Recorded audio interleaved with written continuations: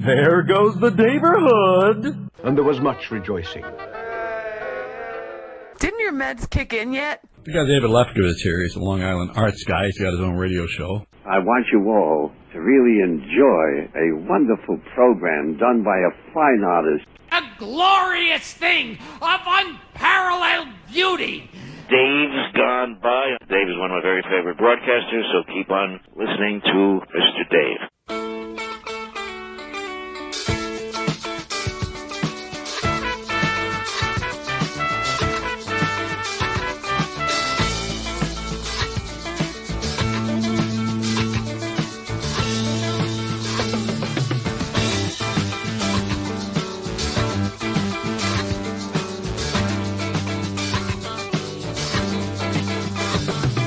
Tropical hot dog night.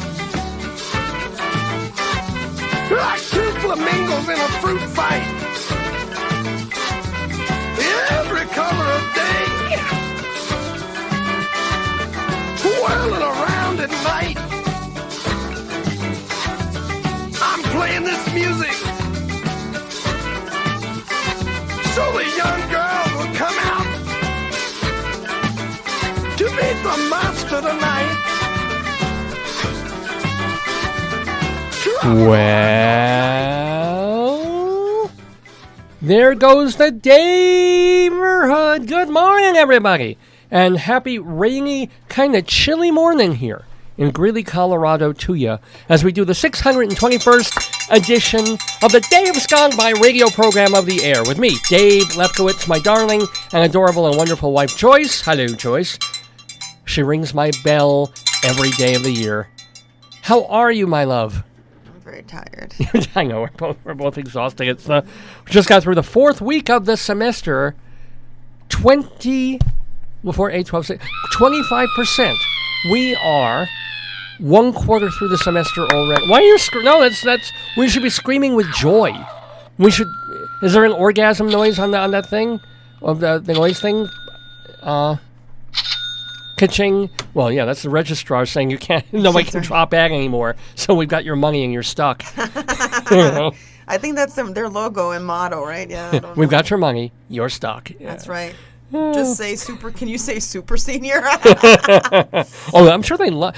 Now, does the school? Is it better for a kid to spend 6 years as an undergraduate? No, for the school. It looks like it's better if they get out in 4. It's better for the. I'm sure for some statistic probably. Ah, okay. Even though the student's probably going to end up paying for extra courses that he or she failed to take you over, don't know if they fail, but sometimes it's just they're taking a little at a time. You know. Yeah, but that's 2 more years that the school's getting all those student fees. Yeah, I guess. That's a lot of money, you know. Why are you winking at me with that crazy eye? Because I got something in my eye and I'm trying to rub it out. Don't rub it and wink. Don't. Whoa. What? It's not like there's blood pouring out of my eye. I just have a thing in there. Something in there. I don't know. Hello, hon. The Dave's Got My Radio Show with me, Dave Lefkowitz, on this Saturday. Shake today? Oh, yes, well, not if it's pouring out. I won't. I have an umbrella. I don't care if it's. You don't have to go walking in the cold. I have to go to there for other reasons I don't discuss on the air. Yeah. Right. Yeah. Oh well. Yes. Is your lever Gregorio there? No. is my lever Gregorio? Your lover Gregorio. No. I'm an old lady. I don't do that kind of stuff. Oh, you should.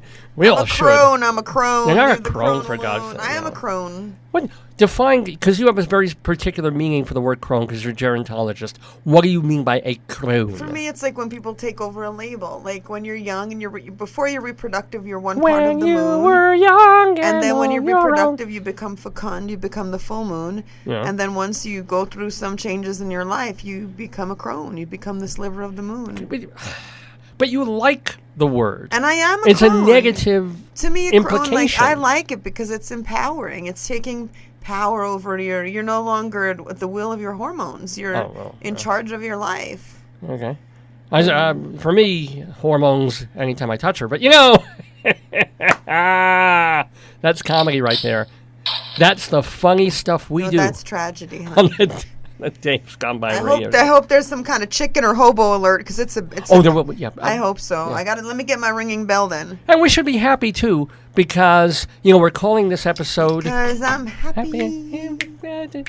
Happy. We're calling this You don't know episode... the words, do you I don't know Pharrell Williams. What do I know? Pharrell, He's a Pharrell. black guy with a hat he should not be wearing. I like him. Look, no black person should wear a Canadian Mountie hat. It no does not work. Canadian Mountie should wear a Canadian Mountie. I agree with that. People have style. We don't have style, so we don't know. Only person who should wear a hat like that is like the yellow man with a monkey, with Curious George.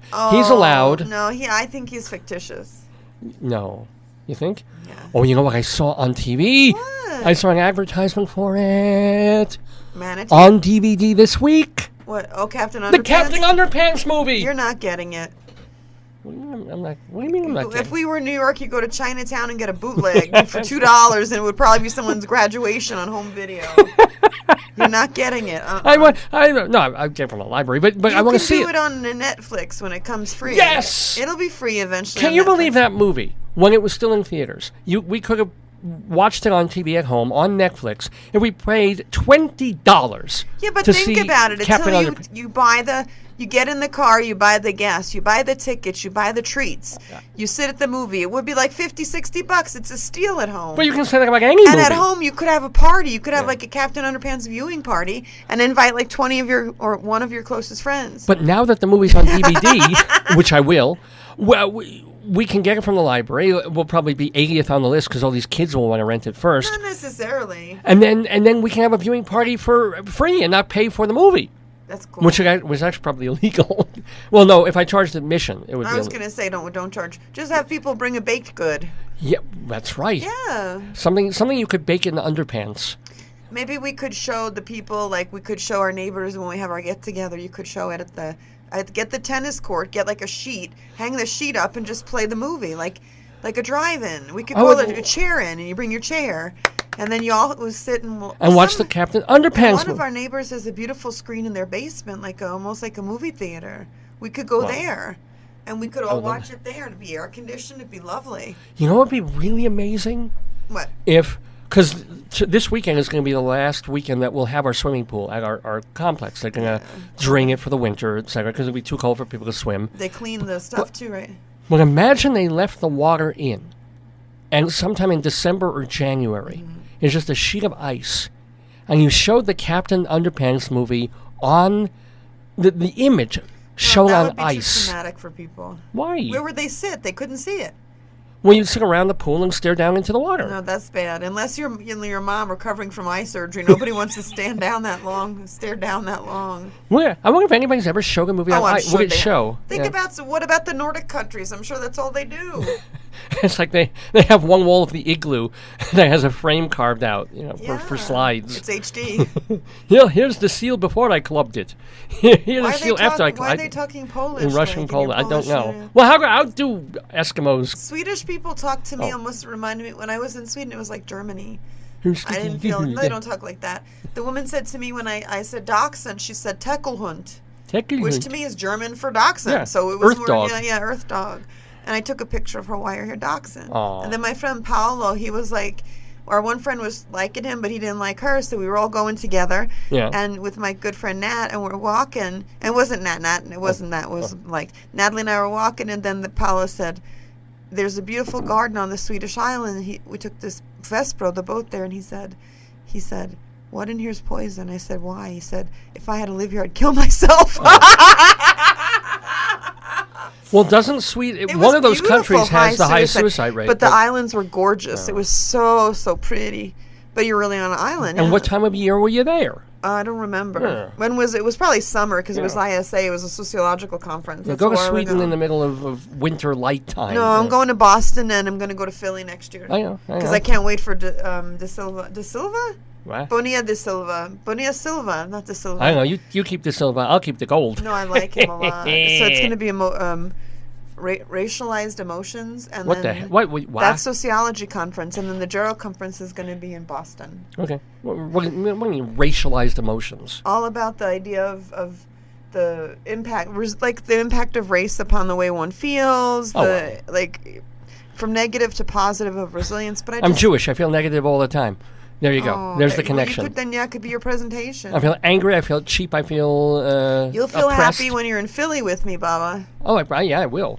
I will. I like Philly. I like a Philly cheesesteak right now. Or Philly, or maybe Boston. I like Boston because of all the ivies up there. I'd like to see Boston because I've seen that only once or twice. I've been to so many times. I was to Boston, like Back Bay. Every part of Boston, we've had conferences. So I've been to Boston a lot. Yeah. I think you go to Boston because Nat's going to ASA with me, so you go to Boston. Fine, okay, I'm down with it. Good. As I haven't been to Boston in many, many years. Philly, I feel like I've just been there. I was there more. Mm-hmm. So yeah, so Boston would be way cool. Yeah, I love Philly. Oh my God.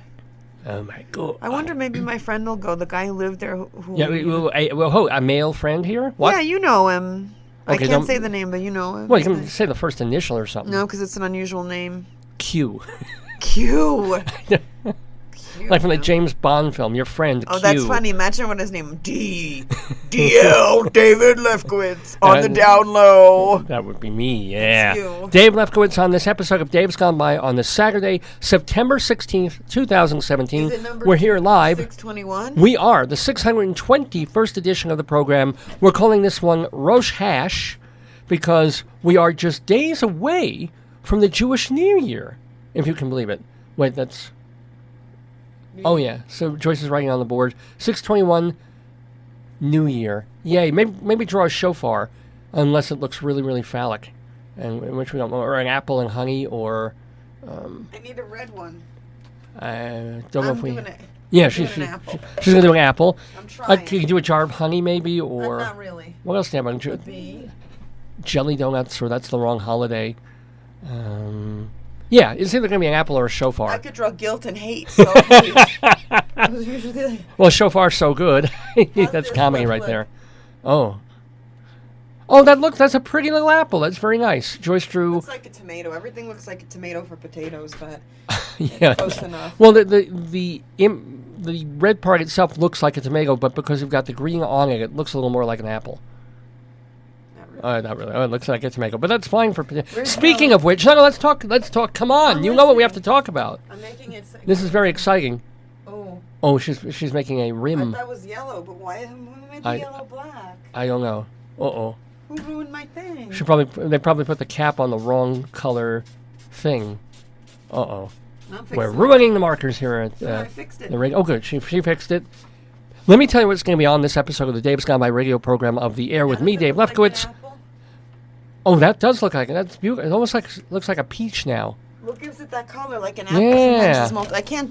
Listen, I'm dealing with markers that have been here since the dawn of man. I can't, Well, lucky. Hey, I'm thrilled that the markers work, the equipment works. We're streaming. Yeah. I mean, for a long time, sometimes at this radio station, I know.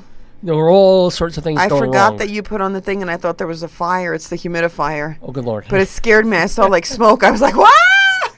No, this is the wet smoke. Good. No, but it'll help you from coughing. I'll get you the shake. If you want breakfast, too, I'll get whatever you want. No, I had a bagel before, but I want the cookies and cream shake today. I do. I want that. It up. I'm switching that up. Is it in honor of Potato Day? Well, we went. Mm-hmm. We went last Saturday. We were not on the air this past Saturday. We skipped a week. And we haven't done that much the last couple of years. We've done a lot of programs. Yeah, even in New Year's when you've been doing more. I'd say you've been doing more, not less. So over the course of the last couple of years, we end up doing about 47 or 48 shows out of 52. So when did you take off for what? Like Yom Kippur and then what? Yeah, actually, we will be off this year for Yom Kippur. Well, what else do you take off for? Your birthday, you do a show if it's on there. Oh, sure I do a show. I can't think of when you I go to New York. Oh, if you ever do, if you travel, that's true. There were a couple of years when I was traveling a lot more to New York to do my plays. Other things would happen. We have to get you in the Fort Collins Fringe, baby. Let's figure out when that's due. Well, I can't even plan for that until January. By then, it's too late to, that's my conundrum at the moment. I can think about it. Can't you just re-put Miracle in there? I would do it. I would do Miracle again. Why don't you do Miracle? What's another way of Miracle? Another word? If you have two miracles, what is it called? Unbelievable. No, it would be a miraculi. Miracles. Could you put two miracles in the search engine? Yeah. Not in the summon, in the regular. Yeah. Wonder of wonder, miracles of miracles. In the search engine. I can do synonym, maybe. Is that what you're looking for? I don't know. Well, let's see. Synonyms for miracle.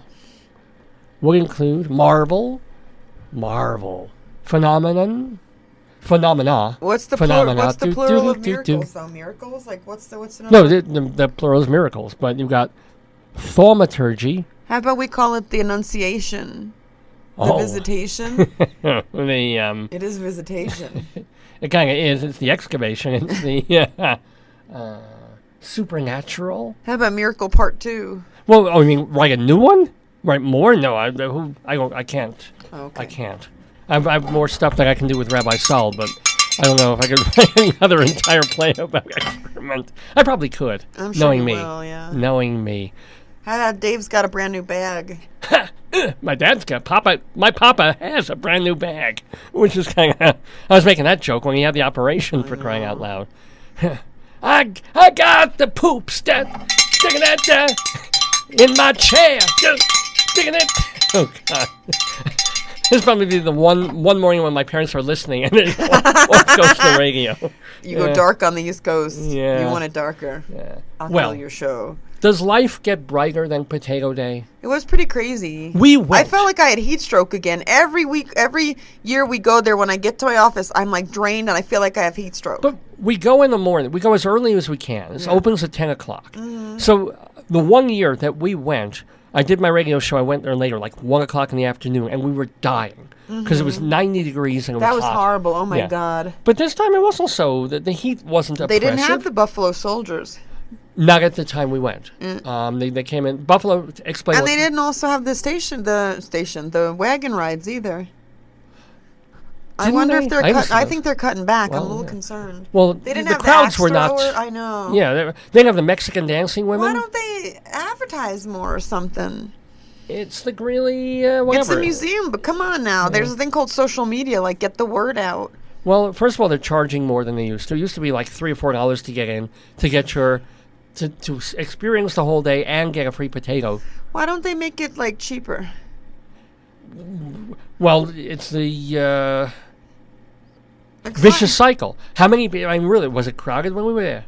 No. I mean, there were people around and online, but it wasn't like masses flocking. I think if they advertise it more, it'll get more people. I think so. And also, there was something else on that same morning. Oh, you're right. It was some kind of superhero race or something. Yeah, that. So kids are going to go. Why would you do that? Like, that makes no sense. Unless that went until noon, and then kids would come at like 1, 2, 3 o'clock for the Potato Day. I guess. But I would say on Potato Day, if you come in wearing your superhero costume, you get in free. Yeah, but that doesn't make them any money either. That just brings more people. They don't sell much stuff. They sell pins for 25 cents. As you said, they ought to have T-shirts. People would come and buy a Potato Day T-shirt for maybe $10, $15, to just raise money for Friends of Greeley. And because, to be honest, if I weren't a lunatic about potatoes, and if I went to one Potato Day in the last 5 years, would you go back every year? Well, there's not much change, But you know me, this is my problem, and I'm sorry for people who deal with me, but when I go in, I want to clean up and take over. So, I would go in and be like, okay, what's working, what's not? Like, you've got to really, shake up. Like, top of your head, what would you change? Yeah, like a lot of times I don't think people know the baby animals are there because they're out of the way. Like, a lot of the games aren't really promoted that much for the kids. Like, you got to have people like. Well, it's not a carnival. No, but you've got to have more life, Yeah, I mean, I love the animals. They weren't really baby animals. They just had animals this time. But the goats were really, and the sheep. Oh my God, the asses on those sheep. Oh, David, I was so turned on. Don't you think you could really? Well, I guess there's more you could do to just bring people to the. But again, they had to stop making food in the chuck wagon. That made me sad because somebody probably got salmonella. They have the beer garden. You would think people would go to that. Yeah, right. Well, we were there at 11. I would probably get some schools to do it. Yeah. I would probably get some senior centers. I would probably get people coming in buses and have like special things. Well, for people at the various senior centers, and I'm not gonna. It's not my job. I don't want to. I'm not stepping on toes. But it's Potato Day. Yeah, but you know what? There are people who that's their job. It's not mine. Yeah, I think the old people. I mean, they have that band there, the Cream of the Crop, that you like. They do a good jazz. I love the Cream of the Crop so much. I would probably make like a little. The geezers would love that. No, don't call them geezers. Well, what do you want to call them? They're 90-year-olds who can't do anything else. That's not true. true. What else can it's not? They're walking on grass, so it's not quite safe. I would put up like a canopy, like for the eating. Yeah. And I would make it nice, and I would have, enjoyable stuff for people, and like I would have they have the Chautauqua people, but I would figure out what people would be interested in seeing. Like in the schoolhouse, I would have a class going on with kids and with a teacher, and what child is going to want to sit through that? But the acting kids, we have a friend whose kid wants to be an actor. All the kids would be hamming it up, all the little acting kids, and then each thing, I would have a little vignette going on, so you don't have to wait for a tour because people don't really want a tour. You just have vignettes, like you come into someone's home and they're sitting there as the family. Oh, welcome, David. Come on in. I guess. You've got to it's got to be living history. That's true. Yeah. That's true. I didn't see. Did you see the Hatchet Man? I didn't see him this time. I didn't see him either. Again, maybe they came later. Maybe we didn't really walk through a whole lot. No, we looked through everything, and I didn't see the Hatchet. Well, there's some place. We didn't even get to the teepee. The guy we saw. A First Nations guy. I loved it. Oh my God! And so there's not chuck wagon, like some kind of wagon.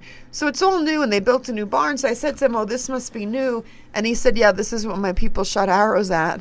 And I clapped. I was like, "You go for it." Oh, it was a stagecoach. Yeah, stagecoach. Yeah. So that was it's pretty so neat. funny because right it was very clearly a Native American guy with the jewelry. Yeah, no, he just was. He said he's indigenous. Yeah, he had the special braid hair thing, and you could tell looking at him that he was he's a First Nations. self-identified. Yeah. I think you could do a lot to make it. But I'm that way. I mean, I think you need to have theater. The potato was very tasty, though. You have to say. No offense to our potatoes. And I would get at home. the theater students and do some kind of pick a show from that era, like in 1920s or 30s. I don't know when that was. What era were that? Yeah, probably 1800s. I don't know. Probably late 1800s. So you could probably get in the gazebo, or you get in one of those buildings. You put all the kids in blackface. No, but you could do a nice I would have one of the students sing opera. You have opera people singing opera. Oh yeah, Verity would have been. And then you go in another place and you have you could have them. It would be nice to have more Actually, really, they shouldn't have a beer garden. They should have a saloon with people just shooting each other. Yeah. But wouldn't that be funny? Or even have the Widow's Walk. They have the one house where the widow walked. I would get one of the actresses here, one of the actors, put them all in black, have them on the Widow's Walk. Have them have the actors acting the roles of what it was like, and do a little skit, a little play. Get a little bit more. It would be more interesting. That's for sure. But not that. But it would be more alive. Nobody wants to look at least me, the same houses, like Colonial Williamsburg. Yeah, we get it. Yeah, that's right. You go to the Meeker home, which is somewhere else in Greeley. It's a museum open once a week, once a month, where you walk in and say, this is how the Meekers lived 100. You don't have to see that more than once every 10 years, because it ain't going to change. And they could have different themes.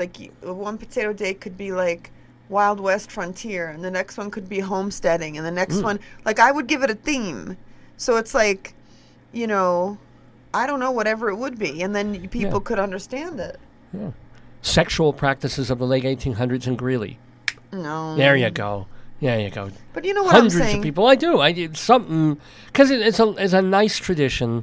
But honestly, looking at animals for me is a great thing, and being able to pick a goat. They could have best potato costume. You could win, right? Oh God, yeah. Come as your favorite potato item. Because they also stopped that. They used to have a speech. I know. They used to have the kids dressed in little T-shirts like Tater Tot and Sally Spud and Molly Mustard and something Carol Fry. Ketchup. Yeah. So that was really. Oh, I would love that ketchup shirt wherever that went. And there used to be a guy. Was there a guy the first year that we went? Dressed in that 180 the lady we degree... met said her kids did it and it frightened the children. It was a horrific potato. I mean, I think you could do a lot. Wait, wouldn't it be fantastic to bring that back? Because kids like to be frightened. They want to go see it in the movie theaters. What about if they got not your potatoes, but ones like your potatoes? Yeah. They could sell them. Well, everybody wants to buy your potatoes. Why don't they make their own and sell them? No kidding. Well, every kid would leave with a potato doll. Oh my God! I mean, they could make a lot of cash. Yeah. Or what they do is they incorporate stuff from the Fun Zone in Fort Collins, and they have, knock the things, you get raffled the tickets, and if you get enough tickets, you get a potato. I would make it like a fete, an English fete. Oh, yeah. Where it's not like crazy like a carnival, but you have games and you have, it's a little bit more, So, yeah. Or a representative from the Heinz organization coming down, and if you hold out your hands, they give you a squirt of ketchup, kind of instead of Purell. No, but it's not ketchup day. Every day is ketchup day, hon. Yeah, but not then the Heinz people are concerned with ketchup, not potato. If it weren't for potatoes, how much ketchup would people actually use? They eat a hamburger, hot dog, everything. Okay, you're eggs. right. My friend's father came from Ireland, and he would put ketchup on eggs, and I thought it was the weirdest thing. Oh, I loved it. It would make me so sick. I was like, bleh! I mean, I've never tried it actually on any other kind of egg, but scrambled. I don't know if it goes with like over easy or poached. You won't have poached eggs with ketchup, I don't think. God. It would kind of be like eating an oyster with salsa, with the sauce that they use for Worcestershire. Tabasco with oysters and clams and things like that. So, might be worth trying. Next time we get a poached egg. David, I don't like this dark weather. Well, we've had such unbelievably gorgeous weather for weeks. I don't like while the rest of the country has been falling off the map. I don't like it. So it's a little dark and rainy and windy. Yeah, we're heading to the end of what's today? Today is the 16th. We're 4 days away from the end of summer. Wow. So it's time, and we're 5 days away from Rosh Hashanah. Jewish alert, Jewish alert. It's Rosh Hashanah time almost. That's why we're calling this. We're not actually doing anything for Rosh Hashanah. Rabbi Saul is too busy with his duties as doesn't he have rabbi. Some kind of medical no, he doesn't have a medical reflection today. So medical procedures being done on him. Well, he always has that. Yeah. Doesn't he have to get some things removed? He's having something lanced. In his traditional New Year's lancing and training. Oh God. Nice. That's nice. I gotta throw this away. It looks horrible. He doesn't dip an apple in honey. He dips it in his own pus. God, dude. That's horrible. Now, there's a thought for the morning, isn't it? Oh, by the way, speaking of morning, it's 9:30 in the morning, Mountain Time, here at the University of Northern Colorado in Greeley, Colorado.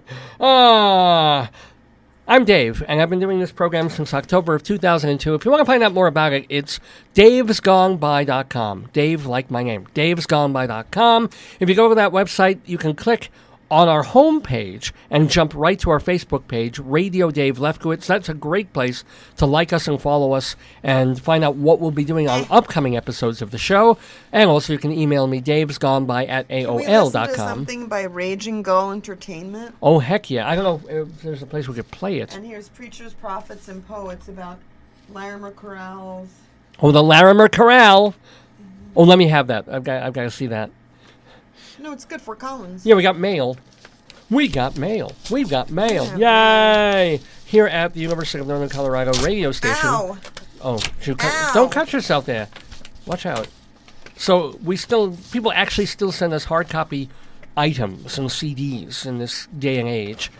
We also got a brochure from the Larimer Corral. Okay, let's see. Play it. There's no place where I can play this on. Tyto Alba, Denver. Birth, fall, 14. He was, no. What do you, How can he be born fall 14? Oh, that's the group. Oh. It's like Tyto with the Y. Yeah, Sounds like female-fronted death cab for cutie. Music for sad moms. Good Lord. Influences daughter, hop along always. Yeah. This will destroy you in war paint. Denver four-piece Tyto Alba melds Steinway's finger-picking folk background with post-rock indie reminiscent of Daughter and Big Thief. I've never heard of those. Let's play it. Well, I'll bring this home. No place to play. We don't have a CD player here. In your iPod. I mean, in your thing. No, my okay. I don't have a CD. Dear Hello UNC SR crew. Okay. Raging Gull Entertainment. My only experience with Greeley is partaking in rugby matches against your school's club.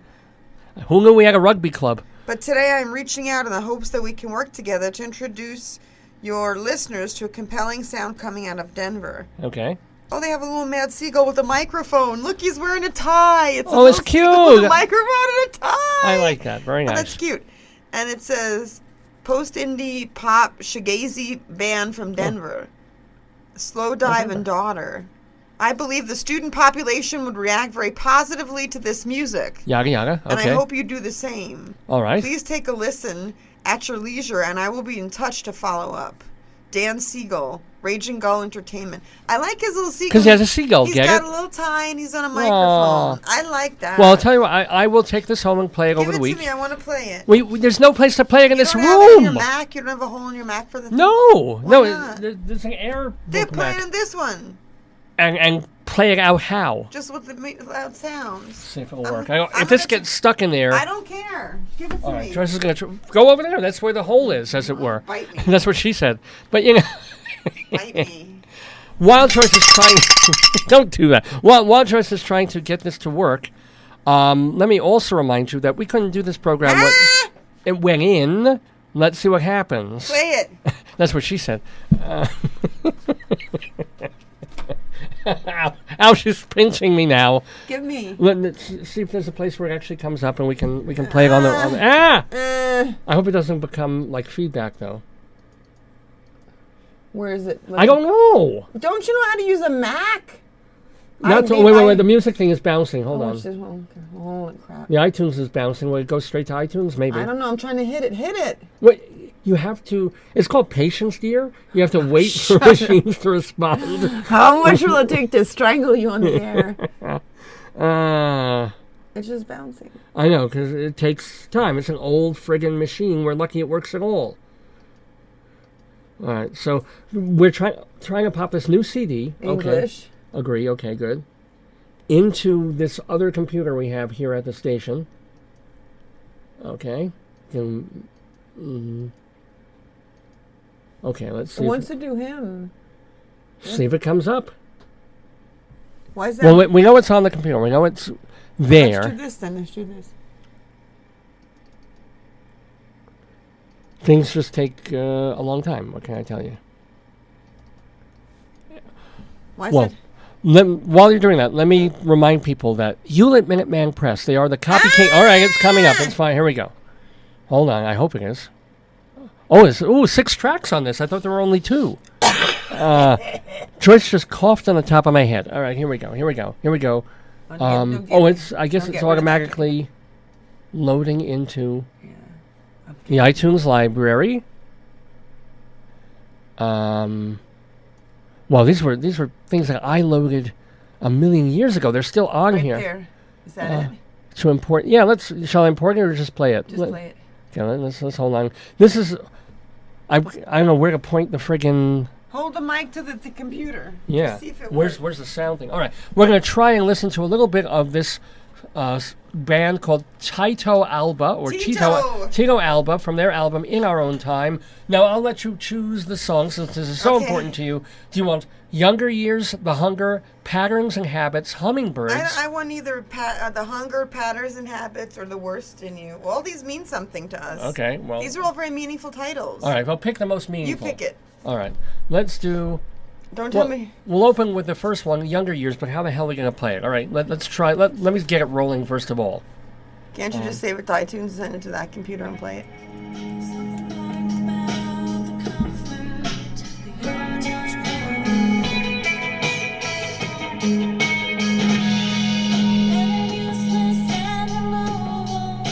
Try the next one.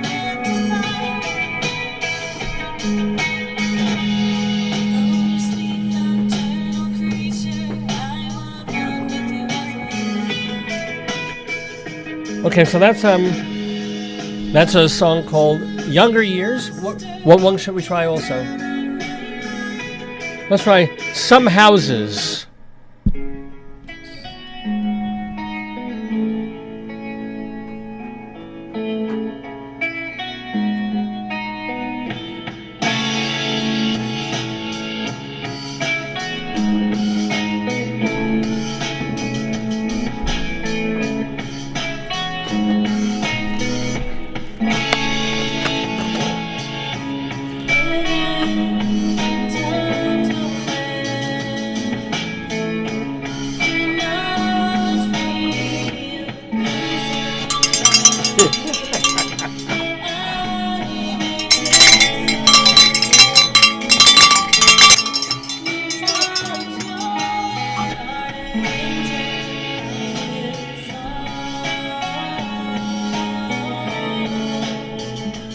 Take the last one back. It hurt me so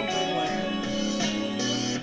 It may just be the way our computer audio is, but the voice is mixed really low down in the mix, so I can't even understand what she's saying. I'm going to play a song called Hummingbirds because this happened a week ago. I was outside of Candelaria Hall, and they have all these plants and shrubs planted, and they've got tons and tons of bees, which is really, really wonderful for kids trying to walk and get to class. They have to go past this. Nobody's afraid of bees except you, I'm afraid of bees. But wait, look who's coming here. Well, I'm looking at one of the flowers on the things, and I said, that's a really odd bee. And it turned out it was a hummingbird. There was a hummingbird diving into one of the flowers. That's how they eat. We saw them we saw a bunch of them when we were in Pingree Park, but there was one right here, right in front of Candelaria Hall. I was fascinated. I stood there fixated was for a Nazi hummingbird. Yeah. Well, we can talk about that. Well, let's play Hummingbirds first and see if this has something to offer. Here's Hummingbirds from the band Tyto Alba. Does it sound like a hummingbird?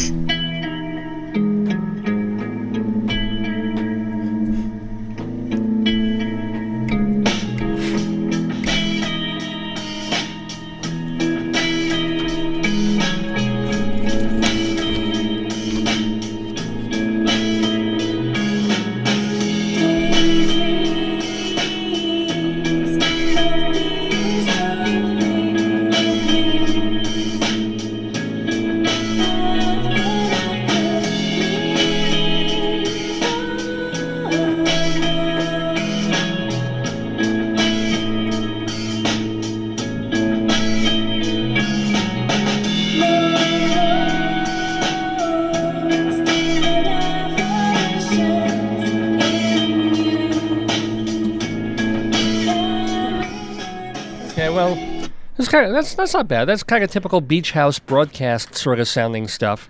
I can do with that. I want to look up their Raging Hummingbird. Well, it's called Hummingbirds from a band. Oh yeah, do the website for TYTO. No, shush. What is Raging Hummingbirds? Raging Go.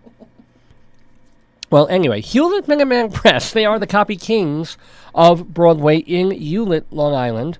They've been there since the mid-1970s, this wonderful franchise. Owned and operated by the Torong family. And they do fine... Torone. No, it's a Torong. Miles Torone. Okay, fine. It's Toblerone. In Joyce World, it's Torone. But in the rest of the universe, it's the Torong family. Carlene and Bobo. Miles Bobo. Took the place. Miles is dead. I was going to give that history. No. David, why do you keep bringing up dead people? Because I knew the owners, both of them, when they were still... Carlene is still very much... I don't even know anybody there. Of course I do. Which brother is the one with the glasses? That would be David. See? What? Am I wrong? Is it Mike? Let's see the Raging What is this? What are you... That's Raging Bull. What is? Okay, here's a Raging... No, I don't want to play music. Well, what are you trying to play? What are you looking for? I'm trying to find Raging Gull Entertainment. I want to see that little seagull. Oh, is that... The little... Well, okay, it's... You just leave me alone. You leave me alone. Well, let me talk about you at Minuteman Press then. I don't even know them. Which does... Oh, that's a very... She loves the logo for this gull thing, because it's got a little bow tie, an undone bow tie, a cravat. No, yeah, it does. Look on That's not a bow tie, it's a tie. With it's an actual tie. And a microphone. Maybe they could represent you. Yeah, because... Okay. Your music is rad. Oh. Let's work together and get the world to know us. Okay, well, I can send them some of the stuff I've written or some of the stuff Rabbi Saul has written, because we know the kids will be digging that. Oh, it's rad. You're rad. I'm rad. You're rad. You have a rash. His clients include Wes Watkins, The Other Black, Ian Mahan, and they're not even on his website yet. Oh, well. That's not good. Tyto Alba hasn't paid for its... I love that seagull. Oh, he's got something in his jub, though. I don't like that. Oh, he's eating the... He's eating a worm. Is it a worm? I don't know. It was founded in 2016 to provide support to a thriving musical community, which Denver, I'm pretty sure, probably has. I love how Greeley's doesn't have that big a music scene. I mean, we've got the Moxie, and we've got a couple of bands, but like every year they put In the Whale on the cover of our local music magazine. Who's the Whale? In the Whale. They've been around for like since we moved here. In the Whale has been that local. The Whale? I don't know who the Whale is. I'm saying it's just like there's so few bands in Greeley that there's going to be Ben Pooh and In the Whale, and what was the other one that used to play all the time, or probably still does? I forget. Anywho. It's the Whale. In the Whale. So. Anyway, Hewlett Minuteman Press, the copy kings of Broadway. You can come there with one-sided black and white piece of paper to Xerox, you can, or to photocopy, or big presentations you have to do, putting your logo on clothing, or sports items and implements, or big banners and flyers. Doesn't matter. Hewlett Minuteman Press will help you with whatever you have to do. If you haven't sent out your New Year's cards yet, your Jewish New Year's cards, it's a little late to go to Minuteman, but they can help you with other holiday cards. Tyto. So, check them out. 516-569-5577. Area code 516-569-5577. Your parents were listening. And they're open. They liked it. Yeah, they're open today, actually, up until I think noon or 1 o'clock, and then they reopen on Monday, 8:30 to 5:30, 5 days a week, plus half a day on Saturdays, right in the heart of Hewlett, Long Island. Hewlett Minuteman Press. They are the copy kings, and if you tell them Dave sent you, you get 10% off any job, big or small, just going to Hewlett Minuteman.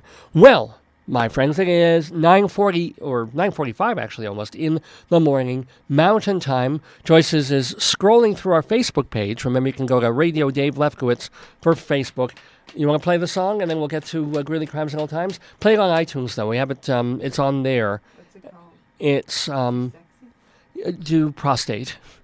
Because Rabbi Sal, a couple of weeks ago, came up with a song, kind of an answer song to Taylor Swift's new number, which was an answer song in the first place to write said Fred's I'm Too Sexy. So are you ready for a re-airing of I'm Too Sexy for My Prostate?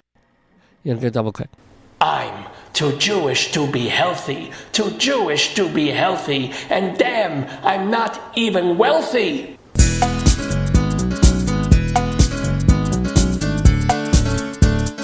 Oy vey.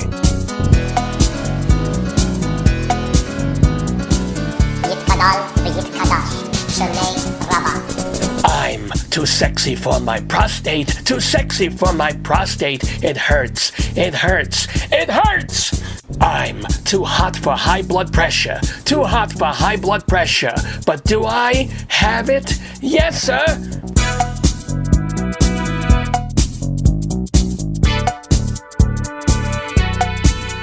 Oi. Oi, oi, oi, oi. Ah, damn it! I'm too cute to have arthritis, too cute to have arthritis, and chronic bursitis. I'm a rabbi with a distended spleen, and I moan in discomfort at the doctor. Yeah, at the doctor, who's not even on my HMO, the bastard!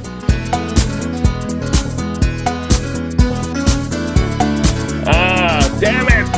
Son of a bitch! I'm too sexy for glaucoma, too sexy for glaucoma, and yet I've got glaucoma. I'm too sexy for skin cancer, too sexy for skin cancer, and yet there's melanoma. I got GERD, which is a reflux disease, and I suffer burning diarrhea. Yeah, diarrhea. Diarrhea. Yeah, I shake my aching tush with diarrhea.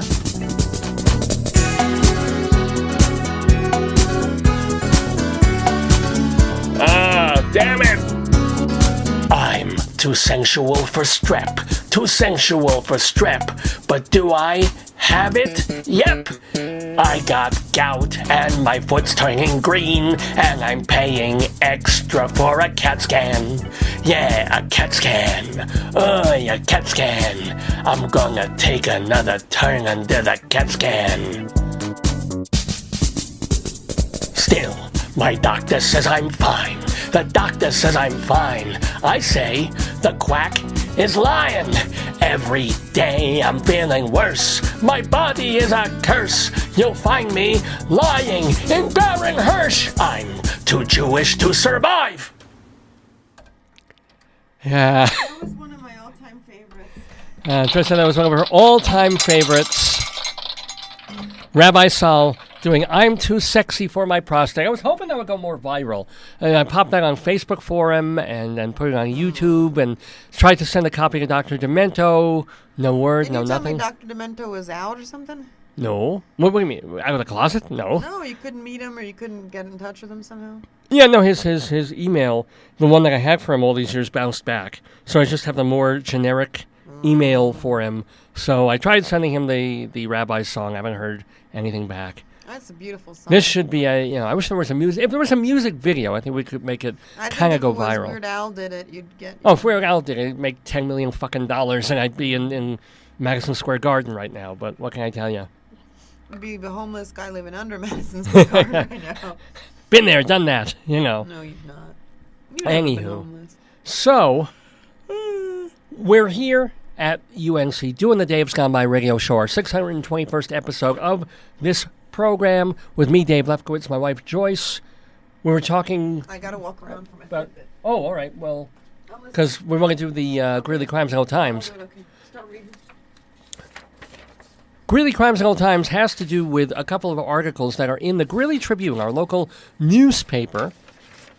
And they're really a couple of really cool kind of ironic people must work there. Because apart from doing the news and having the syndicated content, they've got a couple of local items that target goofy humor. Joyce is walking around to get steps on her Fitbit, but she's basically bouncing up and down in place, and her boobs are just completely distracting me in a good way. I'm just saying. Read your homework. They're nice, you got them, you're wearing a regular bra instead of a sports bra. They're all... I'm an old lady. I like it. Leave the crone I like them alone. too. I'm going to make a bumper sticker that says, leave the crone alone. I don't know. I'm not leaving those alone. Anyway. Do your homework.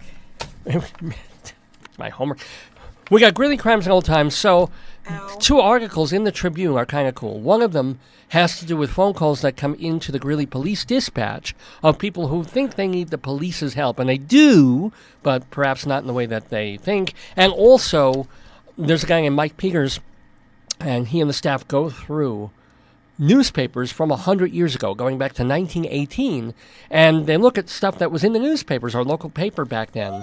And they saw how folks wrote about Greeley and Weld County 10 decades ago. Singing the chorale. Oh. Well, sing along with Tom Waits, yes. His opening number, his number, Midtown, that opens Greeley Crimes and Old Times. Yay!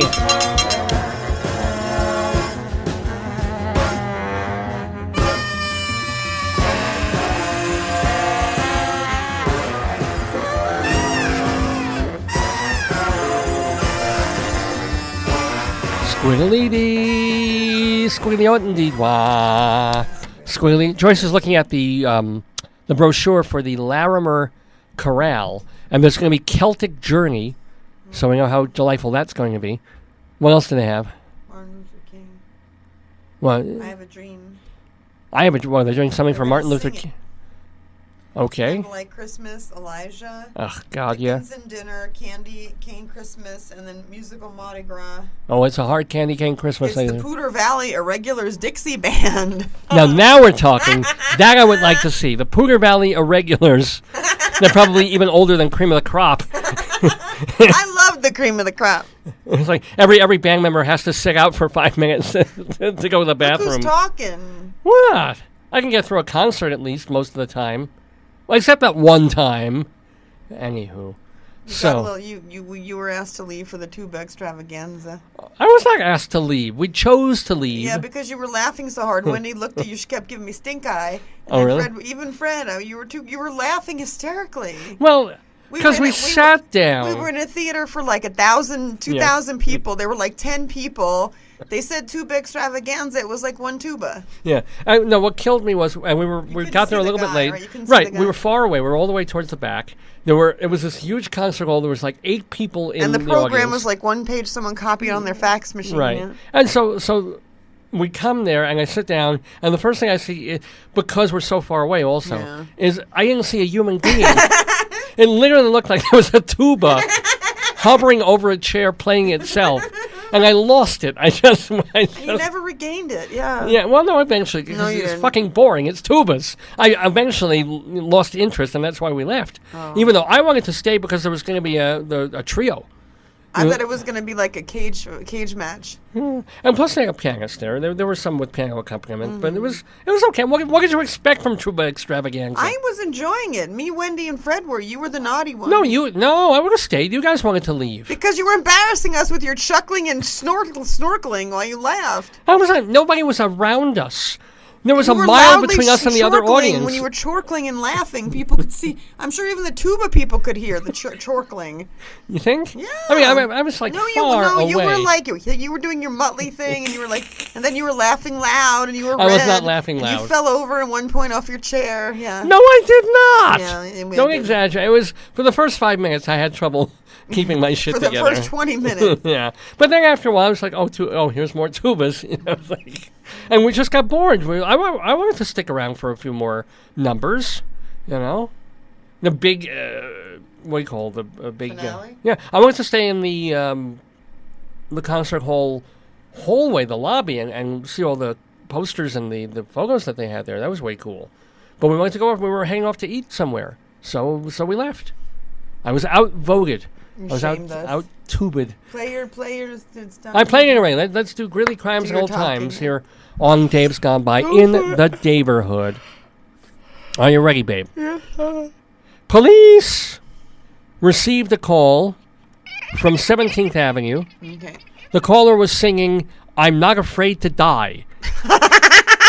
It was me. And refusing to answer questions. Was it him or Nick Cave, I guess? Refusing to answer questions. Yeah. By the way, Nick Cave is going to be on our Saturday SEGUE today, so that's kind of neat. Yay. Police also received a call from 27th Avenue Court.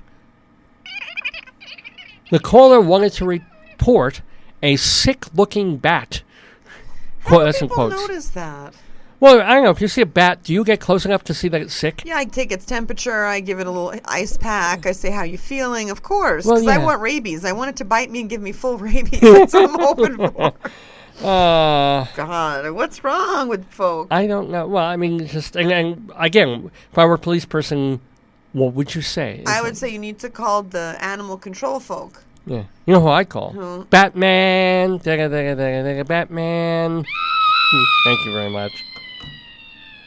Hey, did you know that the Cushman family of Greeley, they've just returned from a 2-week stay at Yellowstone National Park. That's exciting. Now that the government allows autos inside the park, visits are much faster than a stage tour. Wow. They said they saw one man drive his auto off a cliff. Oh, God, that's exciting. What'd you see, Ma? I saw a man plummet to his death. Yeah. Well, no. It was stopped just a short distance down by hitting a tree. Oh, thank God. So he's just paralyzed and maimed. He's not... Yeah, when his auto was pulled back up by a truck, the man got back in the auto and continued his tour. God, that's hardcore. Isn't that? Oh, wow. People were so much hardier back then. Concussion, I'm going. Today you get a little fender bender. You have to stop on the road. You get the ambulance. AAA. You got to call take the lawyer information. Yeah. Insurance company. This guy, he bounces off a cliff onto a tree. Then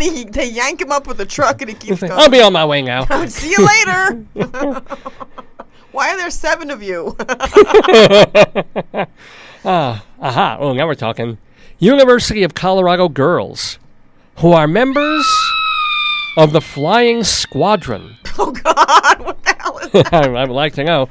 They will put on overalls all this week as they go help with a harvest in the farmers' fields. They will have chaperones from the YWCA. Thank God. Well, yeah. We don't want no funny business in the fields. And tents will be provided for sleeping. They'll work about 3 weeks in the fields. Oh, them Flying Squadron girls. They're crazy. Well, I hope they're paid out or they're just helping out or it's like their free food. I probably didn't get paid. Mm-hmm. It's just funny, what we consider now work that we couldn't do without illegal immigrants was work that was being done by farm kids. It was done by families. That's why people have such large families to do the farm work. Yeah. What can you do on a farm? What can you do on a farm? Have a million children, just in case someone kills them. Yeah, we know that didn't go well, though, with the whole Ruby thing. It wasn't a good... Oh, we're talking about the Small Potatoes movie. One of the great films. We haven't seen that in a long time. We should do a double screening. You should make a thing on your website and call Inside Jokes. And yes. like list all like if we mention Small Potatoes, here's the link to the film. If we mention Captain Underpants, that's a great idea. Because there's a lot of context people won't get. I mean, if I don't have time to do, will you do that? No.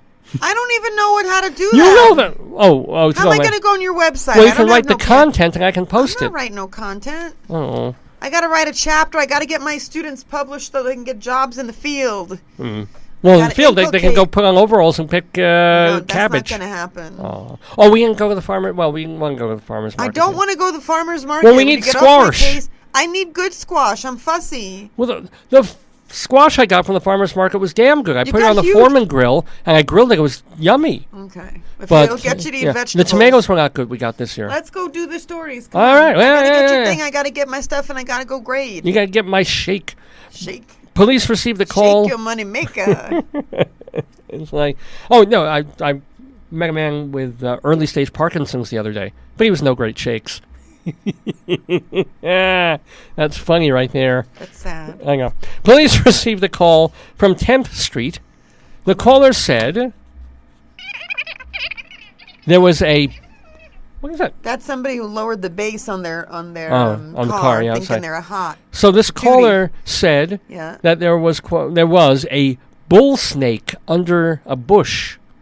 How do you know these things? Scaring several ladies. Whoa. I don't know. I don't. I'll take creepy metaphors for 200, Alex. Snake in the bush. A bull snake under what kind of bush, sir? Yes. You think it's fake? I don't know what. Well, I guess that is a kind of snake, a bull snake. My thumb feels kind of numb. I wonder what happened to my thumb. Your thumb feels numb. Yeah. Why?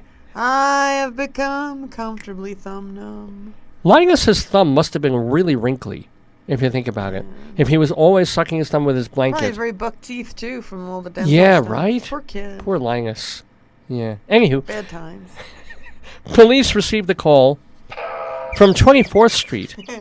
The caller said he was experiencing, quote, bad mommy drama. The kid? Was it a kid?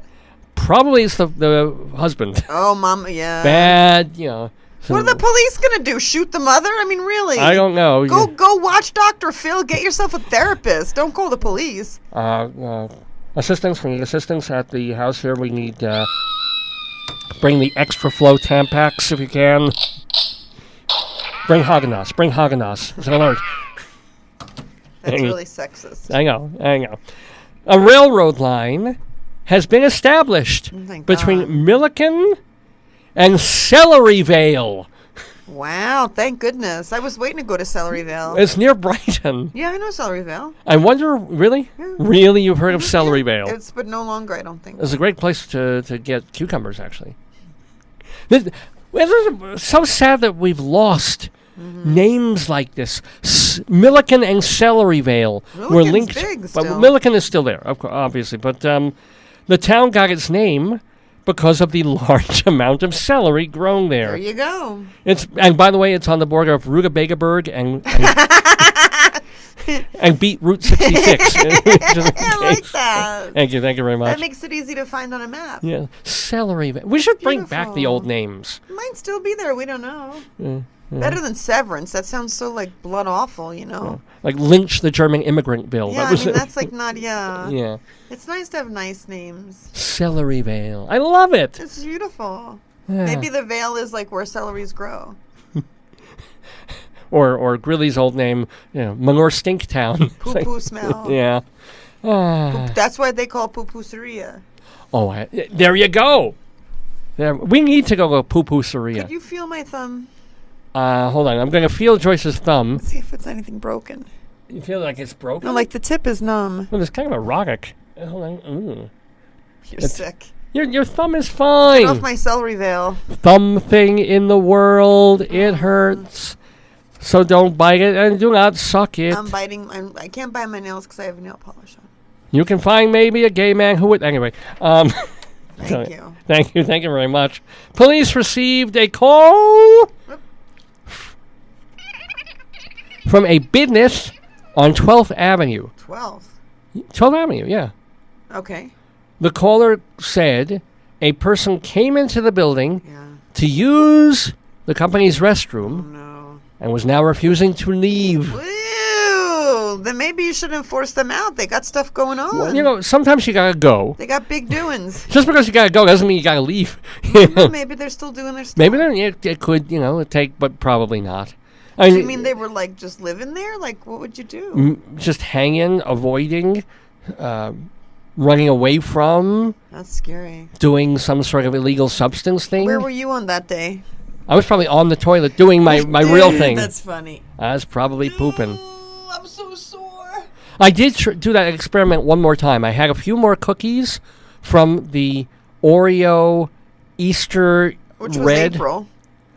No, they had another one. They had a leftover one that I got much later than April, so it wasn't stale yet. Okay.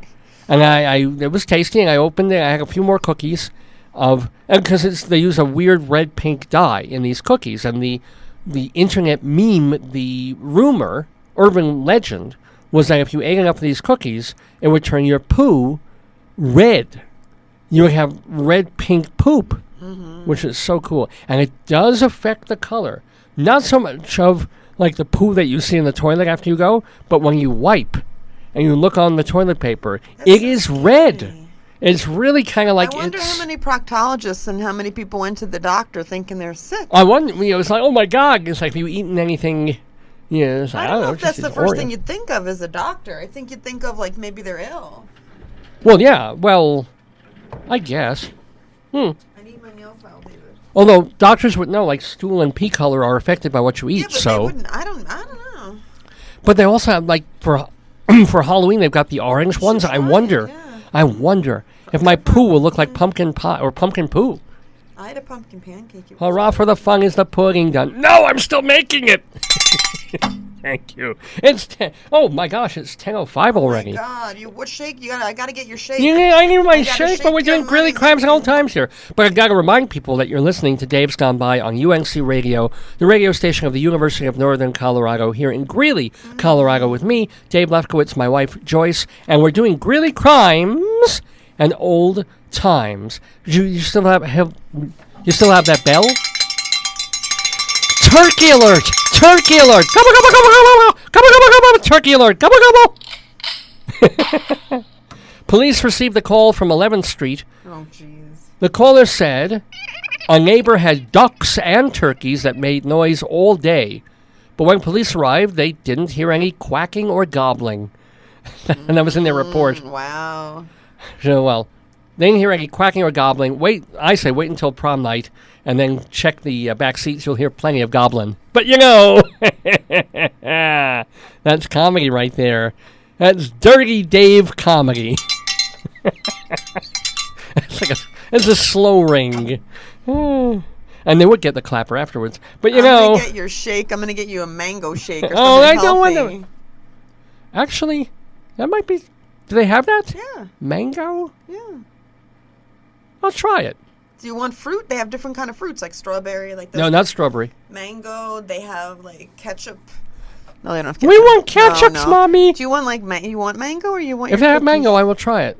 You sure? As a shake, it'll probably be darn good. Okay. I could go for a fruity sort of a thing. Yes, I could. What? Kiwi or something? I'll see. They have kiwi? Let me look on the thing. I don't know. I'm making it up now, and I feel guilty. You talk. I'm listening. All right. A professor at the Agricultural College spoke here Tuesday night about this is fantastic. Spoke about the waste of rice being thrown at a wedding. Oh, God. He said that the amount of rice could feed a soldier for an entire day. Wow. Therefore, he proposed... So what do you think his solution was? To sweep up the rice and send it to the war. Oh, God. Ew. No.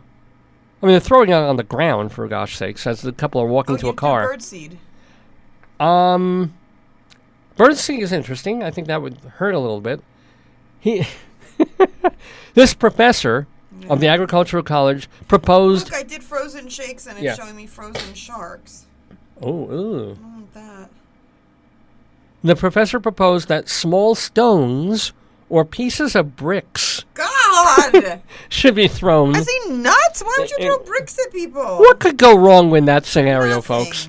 Instead of wasting instead of flowers, bridesmaids, maybe they could catch the bouquet of steak knives. But why not give them locusts or something? Okay, let me tell you. Listen. Yeah, what shakes do they have? We don't have root beer float. That's new. I love that. If they have that, I'd get well, you that. that. Well, that's a float, though. Yeah. That's an ice cream shake. Yeah. And these are new ones. They have cookies and cream chocolate, cake batter. No. Oh, it's a smoothie. It's a mango smoothie. I don't know what that is. And they have frozen coffee. No. Well. I don't know what do you think a mango smoothie is? I don't know it says ingredients. Probably has some yogurt in there. You may also like vanilla milkshake. I don't know the difference between a smoothie and a milkshake. A smoothie looks more like ice. Look. Well, smoothie's more fruity. But it looks ice. You see, and these milkshakes look more like... More milky. Yeah, I don't know if there's milk in a smoothie, you think? Well, I was saying maybe there's yogurt in it, or... I'm not sure. I don't know. I'll try the mango if they have the mango. I'm going to get you something you don't like, and then you're going to be upset. Yeah, I'll be really upset if I get a mango smoothie and I don't like it. I don't know if it has milk in it. That's what I don't understand. Well, it's okay either way. Or if you feel uncomfortable, I will go with the cookies and cream. I'm going to see if I can find it. Okay, you check. What is for real?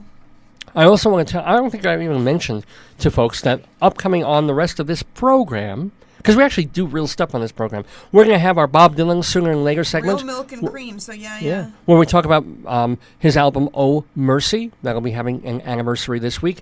We also, as I hinted at, will have a Saturday segue of songs by two people. They're having birthdays this week. One of them passed last year, but they're both birthday people, Leonard Cohen and Nick Cave. So we're going to mix some of their songs together. We're not going to mash them up. We're just going to play a couple of different Leonard Cohen and Nick Cave songs. Also, we'll go inside Broadway for news of the Rialto. And that'll do us for a nice little show as we continue with Greeley Crimes and Old Times on the Dave's Gone By radio program of the air. Doesn't say any dairy for the smoothie.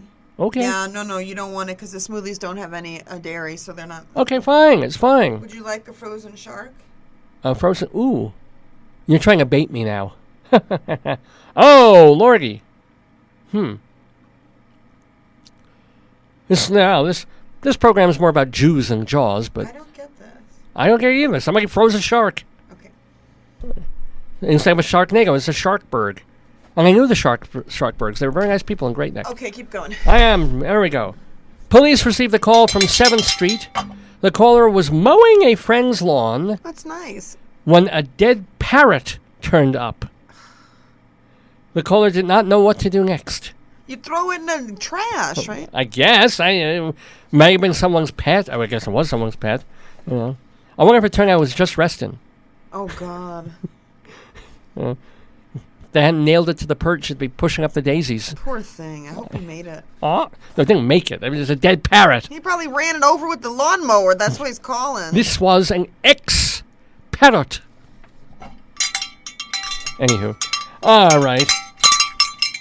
4 boys, all under 8 years old. This will not go well. We're playing on a parked tractor in downtown Greeley when one of the boys opened the gas tank. Oh, God. What are they thinking? What good could come of that? Well, he couldn't see inside. So what do you think he did? He lit a match. He lit a match. Yeah, of course. Yeah, the explosion God. destroyed the tractor. Of course, and probably his fingers. But actually, the boys got only minor burns. Amazing. Until he went home and his daddy kind of whipped his tushy. Imagine you blew up a tractor. The tractor's worth $1,000. I'm sure it's expensive. Yeah, I just love it. I mean, that should be not Newton's. Well, kind of Newton's law. Who's that other law? The raspberries or something. That awards for like the people who make the biggest mistake. The people who are too dumb to live. Like, I can't see the gas tank. He's lucky. Very. Extremely. And businesses, too, and people around the tractor could have got blown up. Yeah, or even if they're just playing on a stalled tractor. How could that go wrong? Never. I love it. Police received... David, let's put the baby in the in the crib with some Ginsu knives.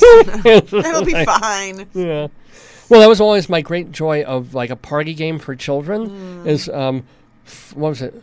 Find the apple in the bag of broken glass. Oh God. So you just, It's awful. Police received a call from 27th Avenue and 8th Street. So down and then further over from where we are. 8th. The caller, oh man, I hope they responded immediately. The caller reported a tree that needed to be trimmed. Yeah.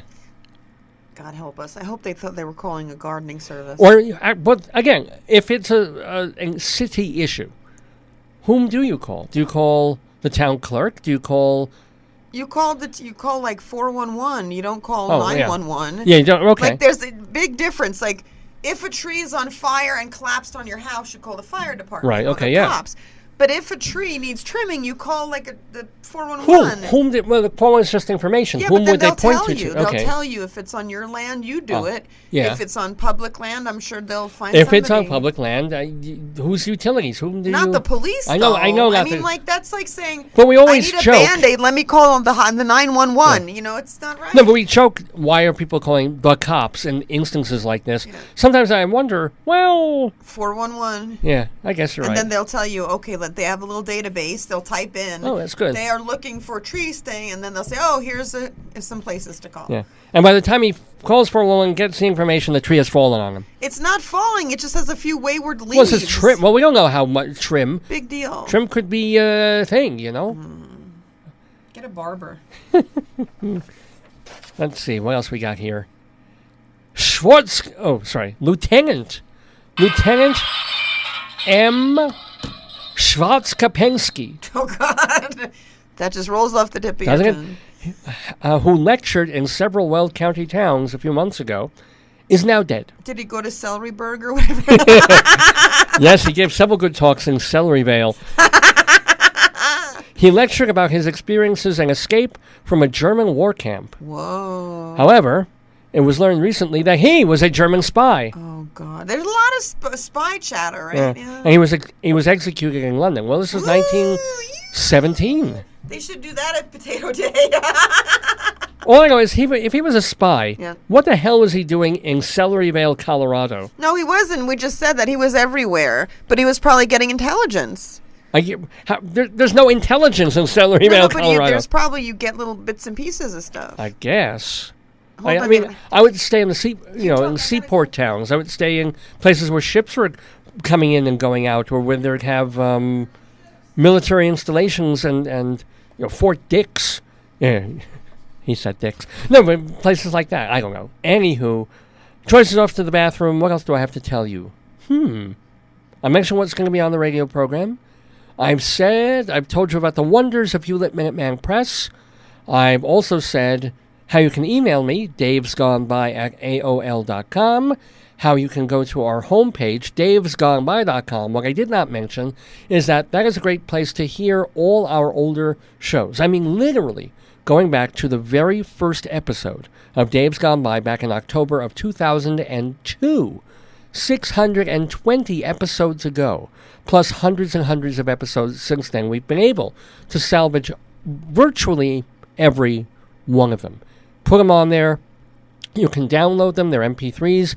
You can have them as podcasts, where if you don't want to download a file, you can just stream it on your computer or on your phone as well.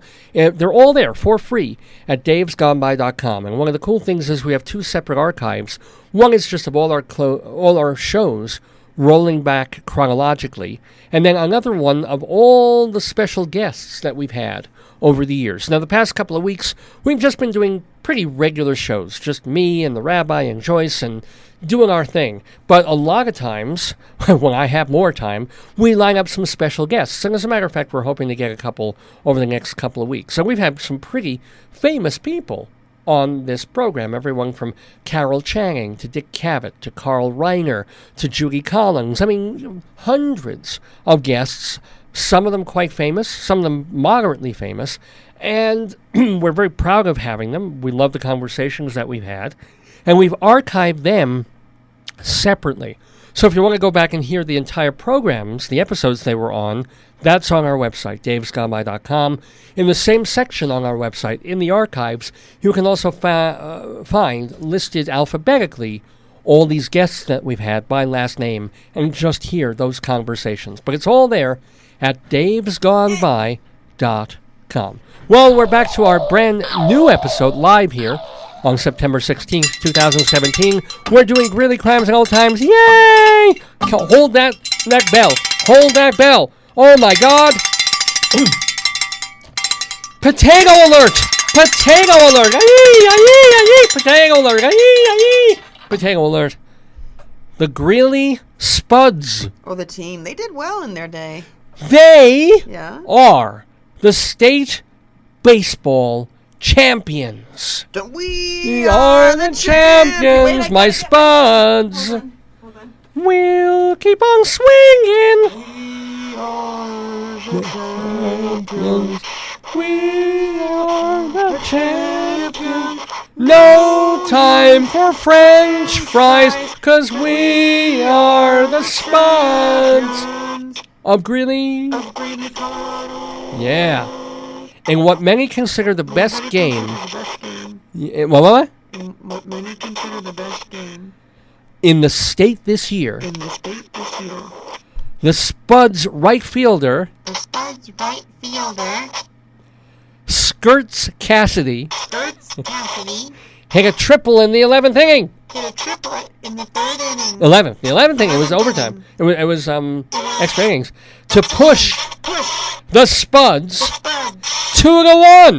2-1. Over the Fort Logan Half Souls. Over the Fort Logan Half Souls. That's it. That's basically, yeah. You know, I was so proud up until that last word. Up until half souls. Yeah. It's like... They probably don't have good shoes. I know, right? So the Spuds beat the half souls so long ago. Yeah. Well, yay. Can I talk like this now, Father? No, this would really annoy me enormously. I can't even make out what it... What? We have this noise... Is this better? Yeah, that's better. Is this better? That's not bad. I can do that. This is better? Yeah. You like it? I kind of like it. Because it's a lower frequency. Well, also I hear your voice behind the thing. That helps. Yeah, I don't know how it sounds at home in the mic, though.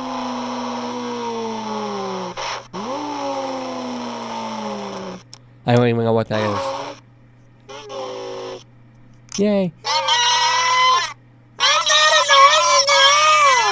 I can understand. See, when you're high pitched, I can. Yeah, no, it's terribly annoying. It's amazingly annoying. This is fanatically annoying. It's like Alvin and the Chipmunks in the microwave. Yeah. I'm not mean. I'm just saying. Well, I mean the Chipmunks. Okay. So, the Greeley Spuds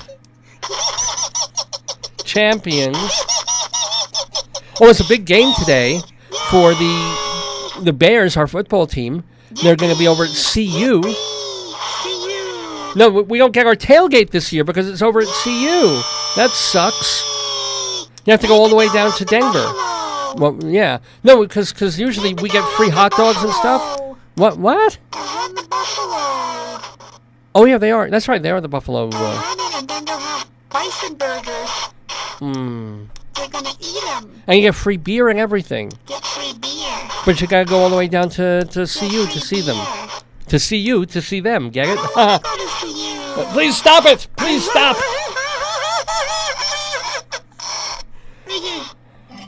Well then. Okay. I know you like. No, because the last football game was canceled because they were going to go down. The one time our kids get to go down to Florida, like the one time our school does something nice for its student body, and it's like, oh, our athletes can get a trip all the way to beautiful Florida at the end of the summer, and of course Florida's washing away. Wow, huh? That's my foot. Ow! You're pulling my toe. You just made my toe knuckle crack. Oh, that felt good. That's what Mike does later. Oh, pull no, do my bunion. My bunion hurts. Oh, that feels good. Oh, Joyce is rubbing my foot under the table. Oh, did you feel that crack? That was my big toe. Oh, yeah. Oh, give it a pull. Oh, wow. Did you hear that one crack? Wow. But do the bunion. Do the bunion. I'm not doing it. Oh, come on. Oh, please, baby. Oh, yeah. Oh, yeah. You want your shake or you want your bunion? I want my shake. Well, I think we've gone as far as we possibly could. No, let me do one more story. Let me do one more story legit here. Because this is not even a Greeley story. This is an elsewhere story. What? Yes, I do really want you to put that thing away. Please, Joyce, put the vocoder thing away. I just did. With sugar on top and anal lubricant. And I vow I will get you sometime this week a Chipotle iced tea if you put that thing away. Thank you. God. You loved it. Oh, man. Now, if it's not clear. It's hard to understand. Because you're deaf. Yeah, okay. Anyway, this is big. This is. They actually did this on Wait, Don't Tell Me this week. I didn't even know about it. But we've got to do it too. Dateline, Bristol, England. So we're moving away from Greeley, even Colorado here. Dateline, Bristol, England. Isn't that in Europa? Yeah. And this was... it was reported, among other places, by the Huffington Post. I consider went viral. Britain and England to be part of the United Kingdom. Yeah. England probably still figures us to be part of the United Kingdom, too. Anyway, last week, Liam Smith, oh, good. a graduate student at Britain's University of Bristol, nice, good school, had a nice dinner no. with a woman that he met on Tinder. So I think we know where that dinner's going. But that happens. People do that when they want to find, love. Oh, yeah. Looking for love in all the wrong places, right? Dinner went so well, he invited her over to his house for wine. Yeah. And to watch a documentary about Scientology. He's probably watching the Leah Remini thing. Oh, yeah, we like Leah Remini. Yeah, she's funny. At some point, the unidentified woman asked to use his bathroom. Oh, no. Did she not leave like the other person? She returned. But when she returned, Smith said, what's she wearing? She had a panicked look in her eye. Quote, unquote. That's okay, yeah. Sometimes you have a bad experience, yeah. Smith said she told him, I went for a poo in your toilet, and it would not flush. That happens. It's not, yeah, it does. That happens. He then claims that the woman, she would not leave well enough alone, she confessed to reaching into the toilet. Oh, God! David! Wrapping the poop in toilet paper and throwing it out the window into the garden. Wanting to be a gentleman. There are no words. Like, number one, if this is a Tinder date, why do you say that? You don't say what you did. You just move on. You just do it. You just, the poo is in the garden. Isn't that the definition of TMI? Well, the deal is, wanting to be a gentleman, Smith, the boy, suggested they go into the garden together, bag up the offending poo. Oh, yeah. Throw it away. That's a hot date. And then pretend, quote, the whole sorry affair had never happened. Yeah. Unfortunately, Smith's bathroom window doesn't open onto the garden, but into an 18-inch gap separated from the garden by another non-opening double-glazed window. That's disgusting. So she threw her poo in the crevice. Right, yes. Said Smith, it was into this twilight zone but then how do you get that my date had thrown her poo. According to Smith, when he went to get a hammer to smash the window... This is one heck of a date. Oh, no. Did she... When he went to get a hammer to smash the window, his date decided to climb in head first and retrieve the poop herself. I like her. Which she did. That's amazing. Yeah. Good girl. Are they married now? That's when she realized she was stuck upside down. Holding poo. Yes. Why didn't she just... There's so many of those. Yeah. Yes. I grabbed her waist, says Smith, and I pulled, but she was stuck. Oh, God. Then that's the time you should call the fire department. Now, Smith, by the way, wrote this on his GoFundMe page. What is he getting, a new window? Yeah. Well, he smashed the friggin' window, or it was going... No, he couldn't smash it now. Try as we might, we could not remove her from the window. She was stuck upside down in the gap. At that point, he called for help. I would have taken a photo. And an emergency crew drove up and freed the woman. Oh, and just to be clear... Yeah. Because this sounds like it's so fake. Ridiculous it's fake. Avon Fire and Rescue confirmed to the Bristol Post that they responded to a call from Smith's address where they rescued a woman, quote, trapped between interior and exterior glass.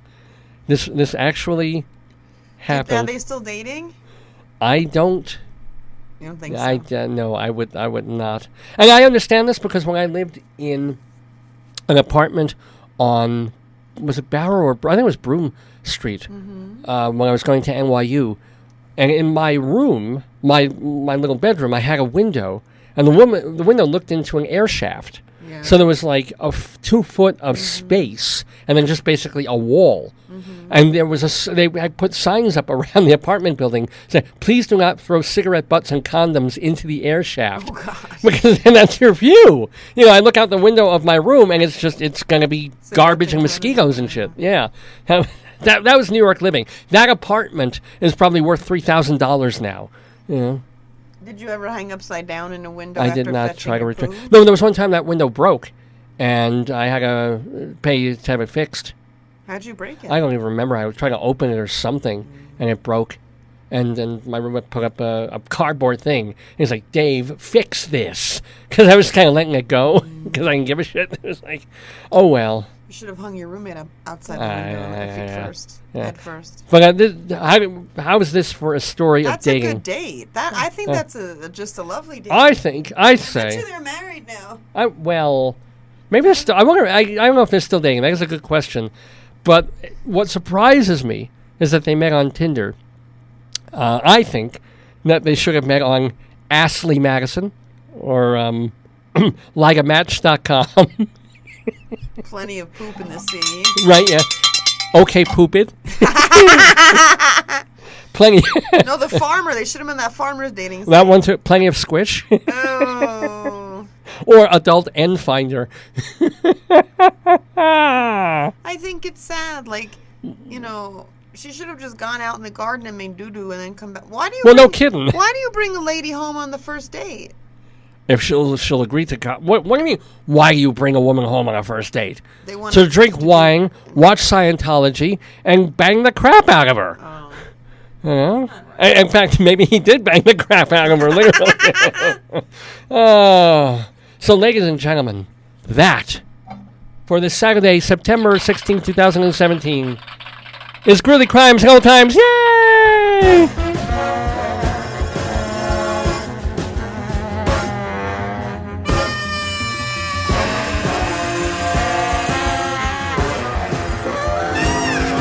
Blackity-doo, flitty-o-dee-dee, squiggly-boo, that don't work, honey. What don't work? Oh, yeah. We don't know what they're from. Yeah. Oh, well. Yeah. Do you have a regular pen, baby? I have an irregular pen, kind of like the irregular band. Here we go. Oh. Also on this episode of Dave's Gone By, we've got our Bob Dylan Sooner and Later segment with the songs from his album Oh Mercy that came out this week several years back now. We'll also have our Inside Broadway segment where we talk about the theater. It's really ramping up now towards the fall season of all this stuff happening on Broadway. We also have to say goodbye to a couple of folks that the theater lost this week. Goodbye. Bye-bye. But before we get to all that, we're going to have our first... Cookies and cream, baby? Yes, I do want cookies and cream today. I do indeed. I gotta get the That'd be very tasty. Where'd I put the umbrella? Oh, it's on the couch. Should I take it, or I'm just gonna run across the street? I'll take it. Yeah, it looks like, well, check how it is outside. I can't tell. Joyce is asking if she should bring the umbrella to go across the street because it was raining a bit before. It's not on the couch. Look under the bags on the couch. There's a bag of poop on the couch. Oh, yay. That's how I thought I put it there. Nope.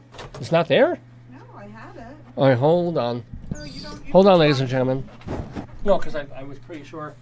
Hold on, ladies and gentlemen. Oh, here it is. I see it. I'll be back. I'll be back. Do you want anything else, baby? Oh, if they have more of these. Okay. Selling Fest, we seem to be able to get them. So I love my mint tea. How many?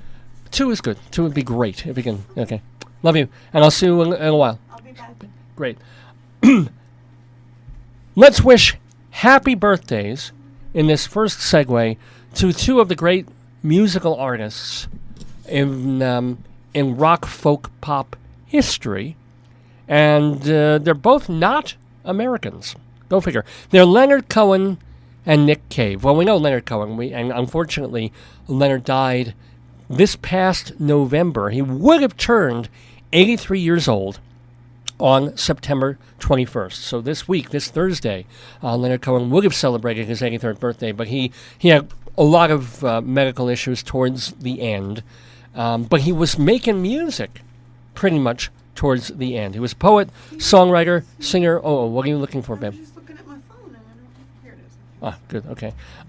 He's in the Rock and Roll Hall of Fame. Of course, he's in the Canadian Music Hall of Fame and was given the highest order of Canada. He, in his early times, he was writing poetry and basically living on the cheap in Greece. You know, about a month ago, we interviewed writer and theater critic Willard Manis on the program, and he had that same kind of existence, just kind of moving to Greece. You could make a little bit of money and live beautifully, I mean, without a lot of appurtenances in Greece, and just be part of that community and the beauty of the ocean before it got all touristy and stuff. And Cohen did that for a while.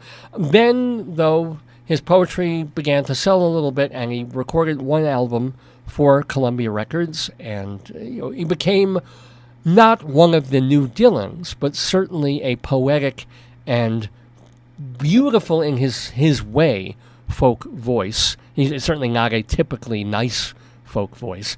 He did some more albums. He even did, later on, when he was kind of moving away from folk music and figuring out what else to do, he did an album with Phil Spector called Death of a Ladies' Man, which did not sell very well, but I think the Hallelujah song is on that particular record, or it might have been on Recent Songs or one of the others of that limbo-ish period. And then he really found his groove again in 1988 with this Euro disco-y doom gloom pop on an album called I'm Your Man. And everything he did since then kind of stayed in that groove and worked that groove really, really well. He used, of course, dark, probing, poetic lyrics, a lot of it about women, of course, because he was definitely a ladies' man.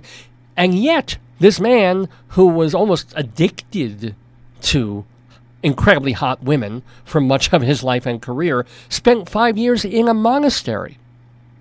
Just trying. He was also always trying to be spiritual. He was a Jew. He was descended from a whole bunch of rabbis. But he checked out and researched very carefully every religion, including, coincidentally, Scientology, which we just mentioned. In fact, one of his great songs, Famous Blue Raincoat, is talking about a friend and asking him if he ever got clear, which is one of these Scientology measures and tests that they do. Anyway, when he came out of the monastery and went back into the world, he realized that the few $1 million that he had in the bank were gone because he was swindled by his manager, and he just had a couple, I think he had about $100,000 left to live on forever.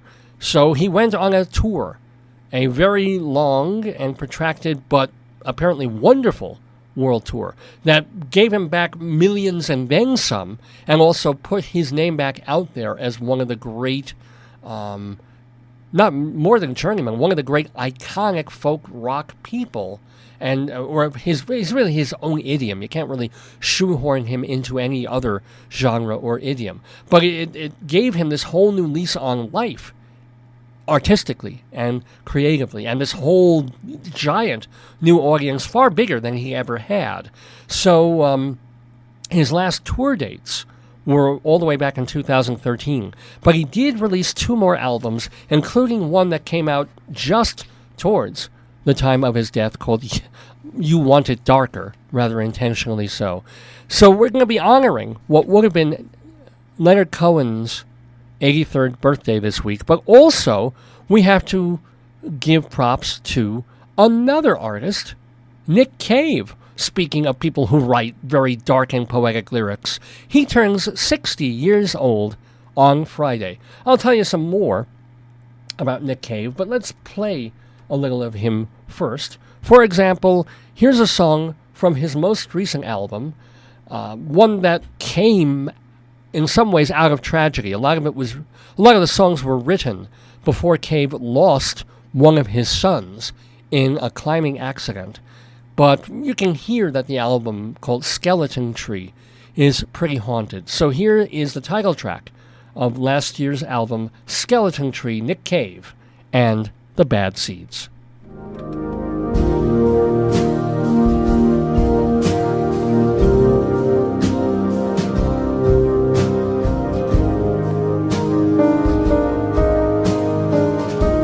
Sunday morning, skeleton tree.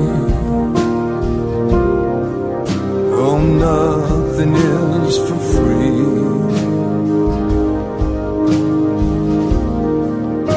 In the window, a candle. Well, maybe you can see. Falling leaves thrown across the sky, a jittery TV, glowing white like fire. Nothing is for free. I call out,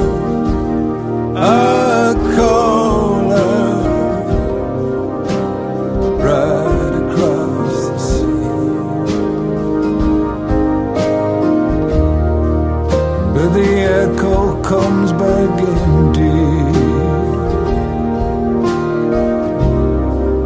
Yeah, nothing is for free.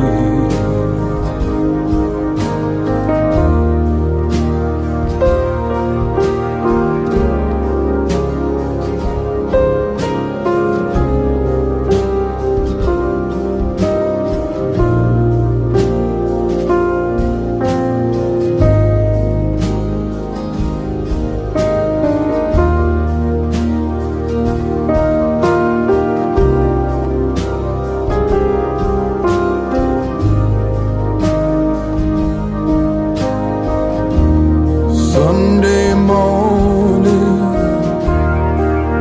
skeleton tree, pressed against the sky.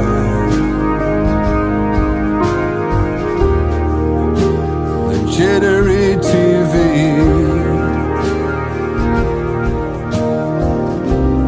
glowing white like fire. I call out,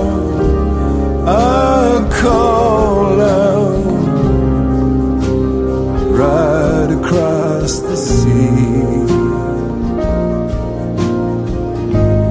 I call out,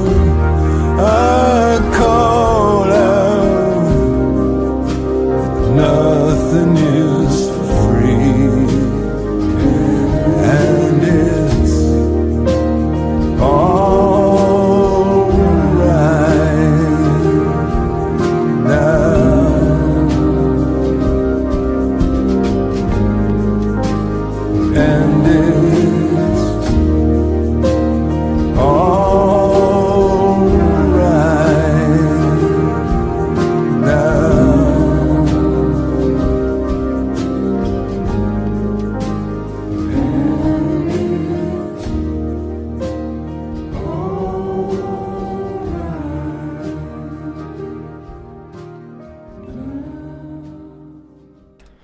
celebrating the music of Nick Cave and the late Leonard Cohen.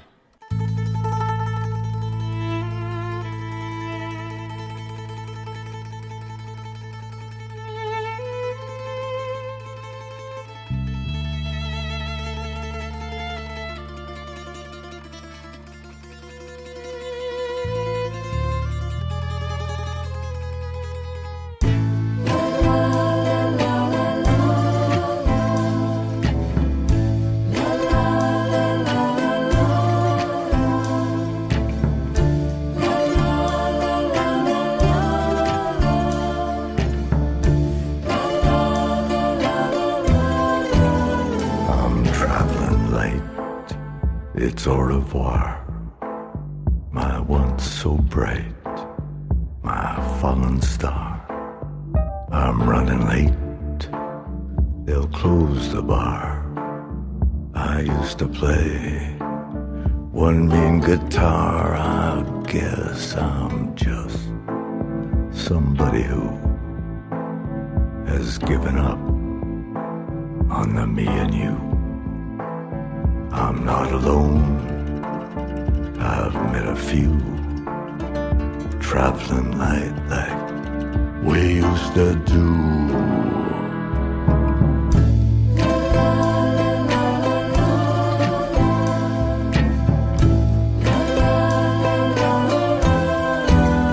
Good night, my fallen star. I guess you're right. You always are.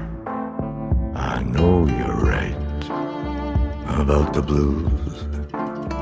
You live some life you'd never choose. I'm just a fool, a dreamer who forgot to dream of the me and you.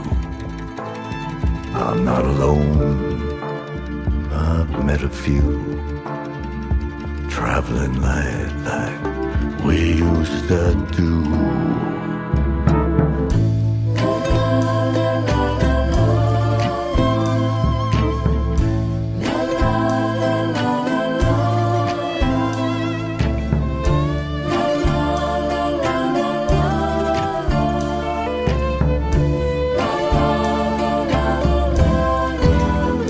Traveling light, it's au revoir. My once so bright, my fallen star. I'm running late, they'll close the bar. I used to play one mean guitar. I guess I'm just somebody who has given up on the me and you. I'm not alone, I've met a few traveling light like we used to do. But if the road leads back to you, must I forget the things I knew when I was friends with one or two? Traveling light like we used to do. I'm traveling light.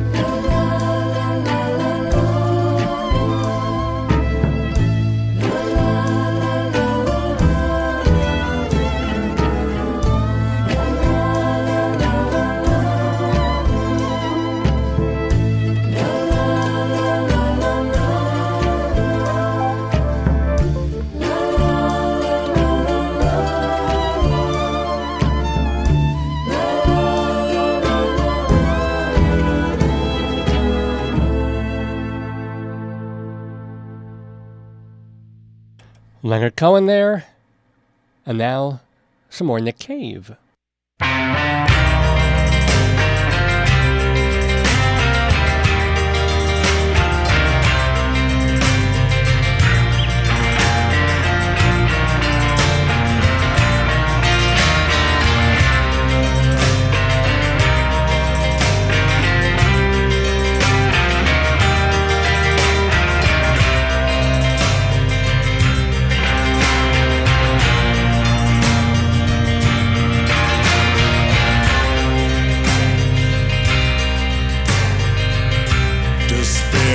deception, love's ugly little twin came a knocking on my door. I let him in. Darling, you're the punishment for all my former sin.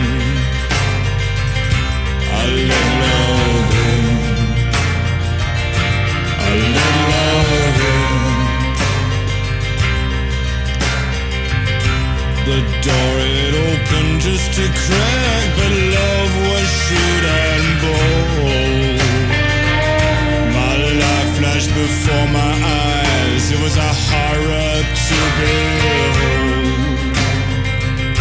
A life sentence sweeping confetti from the floor of a concrete hole.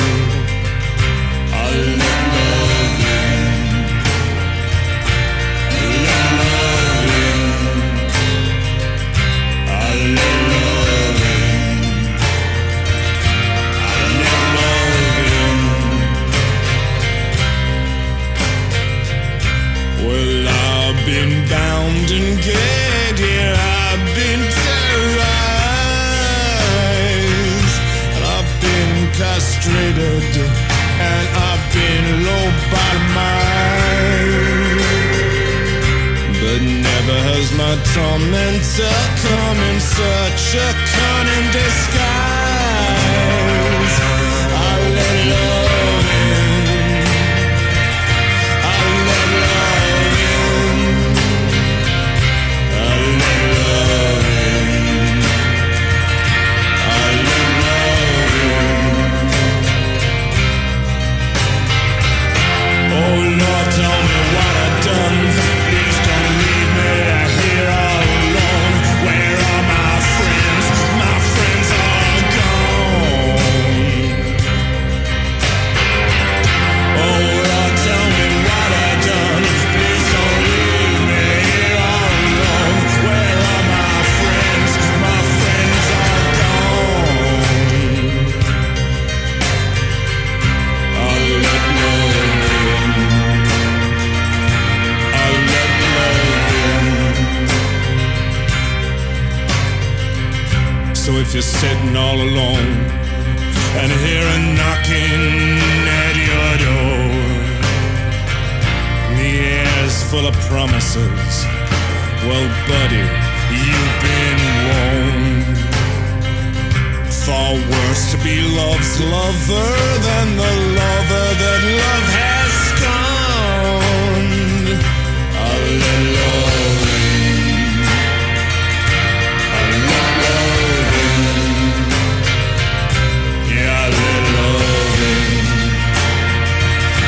I'll let it in. I'll let love in. I'll let love in. I'll let it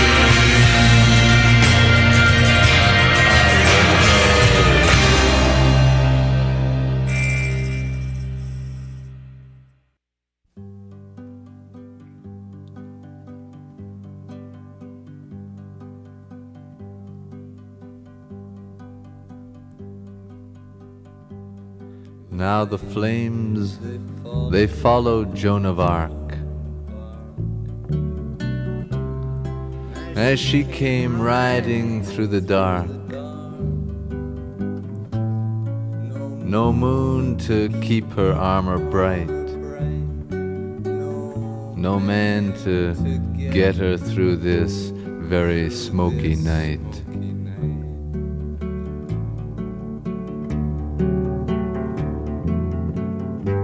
She said, I'm tired of the war.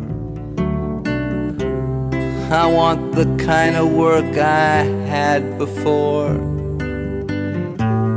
A wedding dress or something white to wear upon my swollen appetite.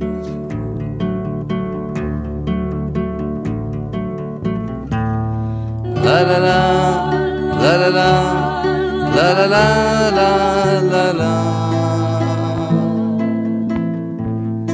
La la la la la la. La la la la la la.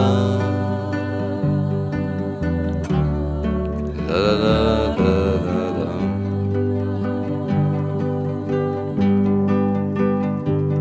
Well, I'm glad to hear you talk this way.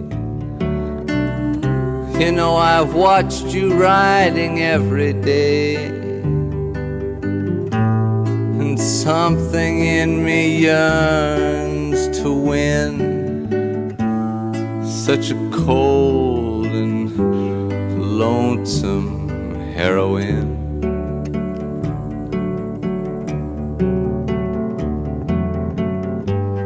And who are you? She sternly spoke to the one beneath the smoke. Why, I'm fire, he replied, and I love your solitude. I love your pride.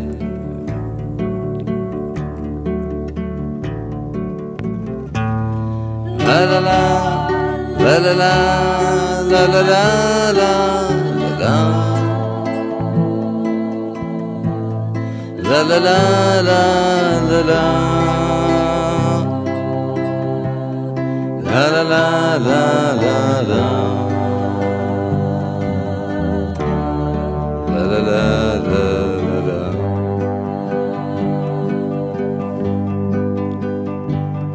Then fire, make your body cold.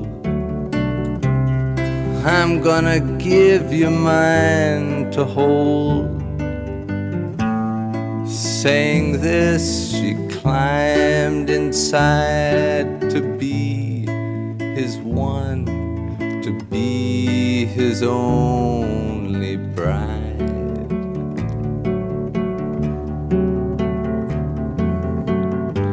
And deep into his fiery heart, he took the dust of Joan of Arc, and high above the wedding guests, he hung the ashes of her wedding dress.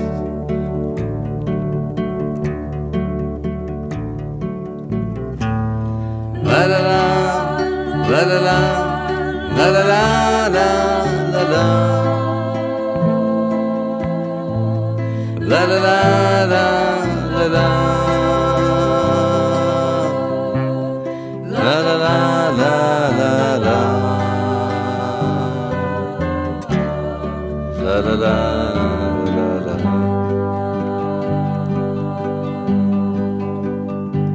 It was deep into his fiery heart. He took the dust of Joan of Arc, and then she clearly understood if he was fire, oh, then she must be wood.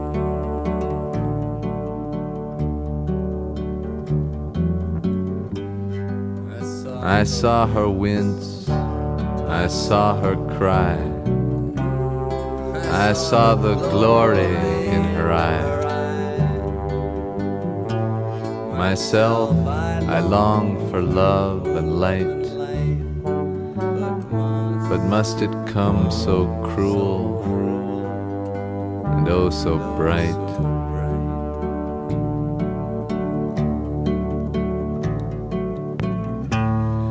La la la, la la la, la la la la la la. La la la la la la. La la la la la la. La la la la la.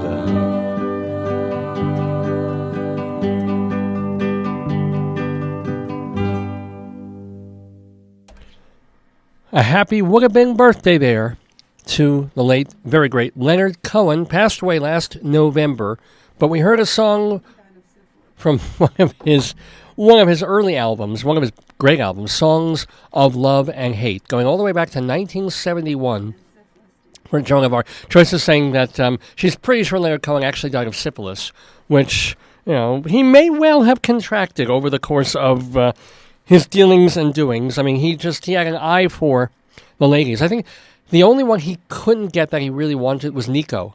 But he got Joni Mitchell, Rebecca de Mornay, the woman he lived in Greece with. I don't know. Pretty much anybody he wanted, Leonard Cohen got.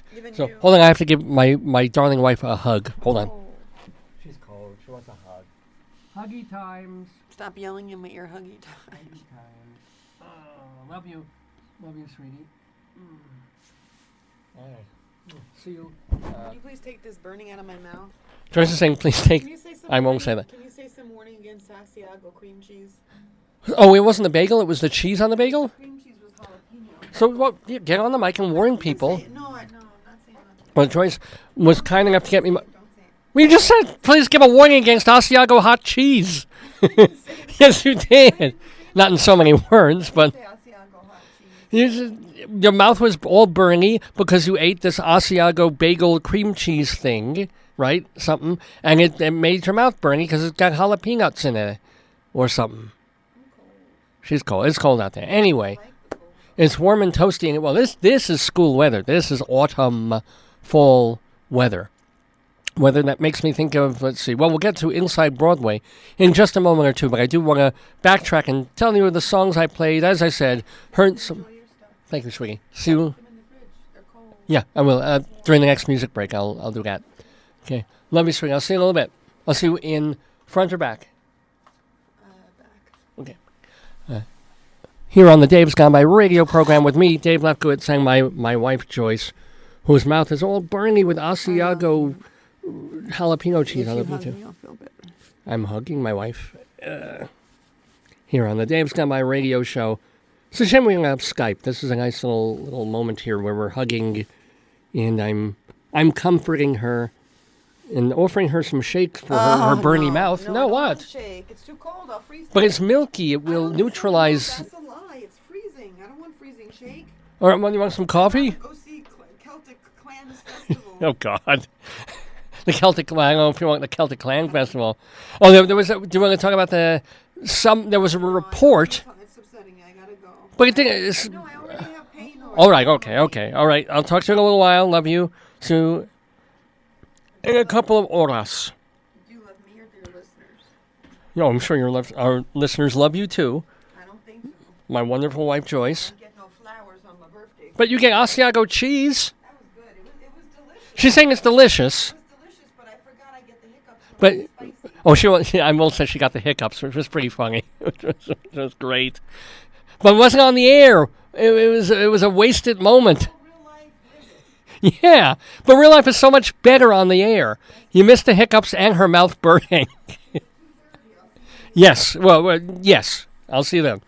Okay. So I played some Leonard Cohen here, because he would have been 83 years old this coming Thursday. And we played his songs, where are they? Joan of Arc, and also from his last album called You Want It Darker from 2016, Traveling Light. And then in between, we also honored another birthday person, Nick Cave, who turned 60 years old this Friday. He's currently on a world tour that ends in Israel in November, so take that, Roger Waters. Born in a small Australian town, Nick Cave met up with Mick Harvey and some of the other musicians, and first they formed an outfit called the Boys Next Door, and that morphed into the Birthday Party, which was this real raucous, gut-bucket blues punk outfit where you wouldn't even know how melodic Nick Cave would end up being later in his career. He had such a sea change, because his early recordings were so punky and abrasive, And yet as he moved forward, he suddenly discovered that he could write these really lovely ballads and very melodic rock. And now it's almost the other way around. Now you get a lot of Nick Cave albums, and you wish there was more of that hard rock, heavy blues, bad seed stuff, and not as many ballads. But his life kind of changed. He settled down. He moved to Brazil for most of the year. He has a wife, has a family. Alas, the big sad thing 2 or 3 years ago was that he lost one of his sons. They were on a vacation. The kid went climbing and fell, 15-year-old son Arthur, and he died. So even though Nick Cave was working on a lot of the songs for Skeleton Tree before Arthur died, the album does have that feeling of being haunted by, almost every Nick Cave album has a feeling of being haunted by death. If you don't know Nick Cave, you owe it to yourself to dip pretty deeply into his catalog. My favorite albums of his come from the 90s, and they're things like Henry's Dream and Let Love In. We actually played a song from that. We played the title track of Let Love In, and Murder Ballads, which is an exceptional piece of work. And it's basically modernized versions of old... sometimes they're new songs by Cave himself, but they're also this modernized idea of people being killed for horrible reasons in horrible ways. And yet it's great music, often great rock and roll and ballads. In a September 2013 interview, Nick Cave explained that he returned to using the typewriter for songwriting after the Nocturama album that he put out, because what happened was, after a bad day, he would walk in, hit the delete button, and lose stuff, and that was the end of it.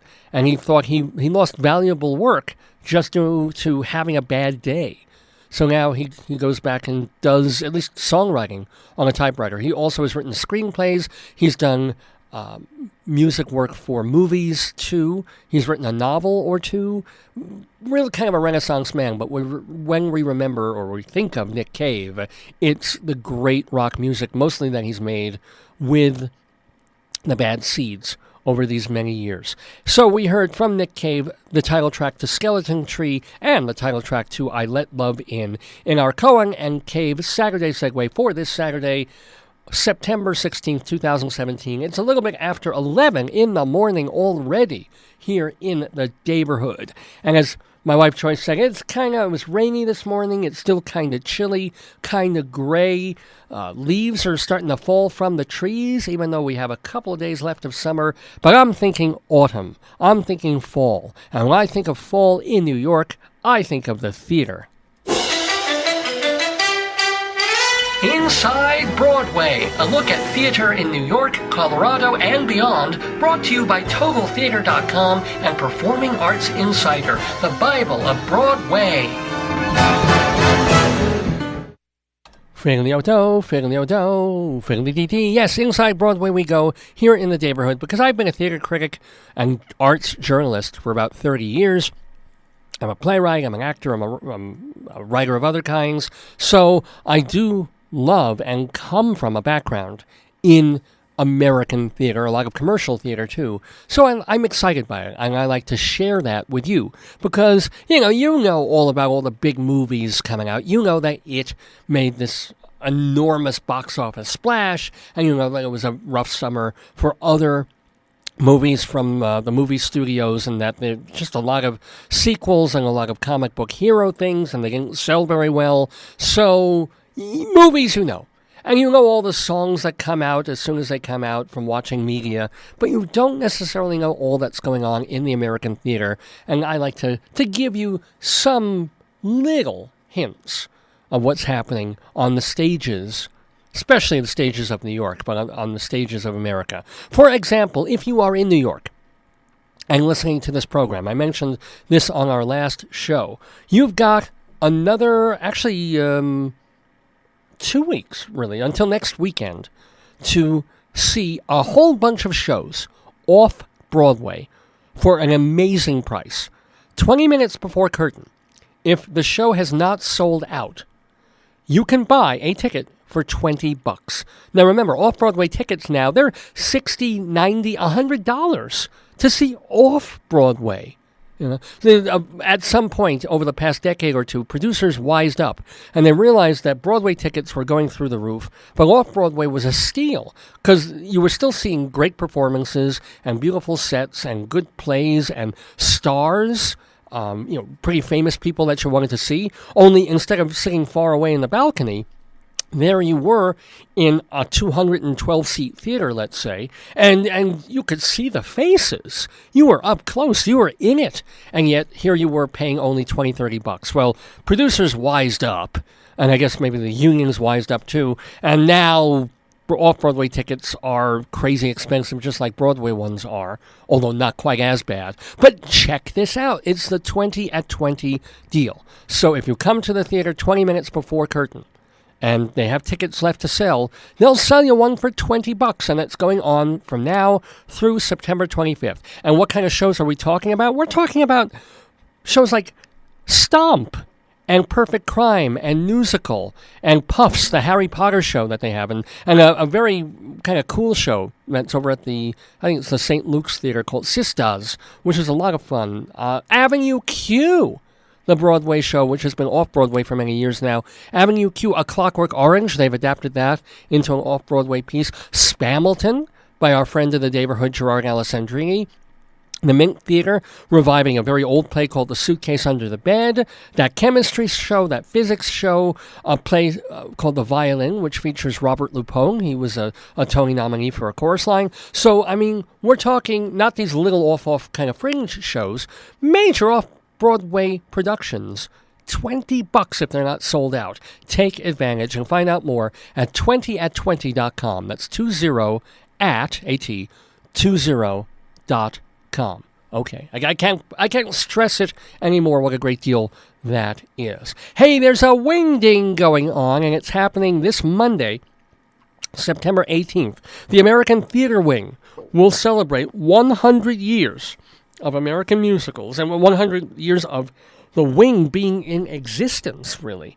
Because these are the folks who, for many, many, many years, put on the Tonys. Now they have other producers helping out with them, but they're still very much involved. The American Theater Wing will have a gala at Cipriani on East 42nd Street, and the performers, check these people out, our friend of the neighborhood, Rebecca Luker, but also Heather Headley, Norm Lewis, Howard McGillen, Laura Osnes, she was just in Bandstand, Brian Stokes Mitchell, and more. If you're interested in tickets, I'm sure they're pretty expensive, but you can email gala@thewing.org.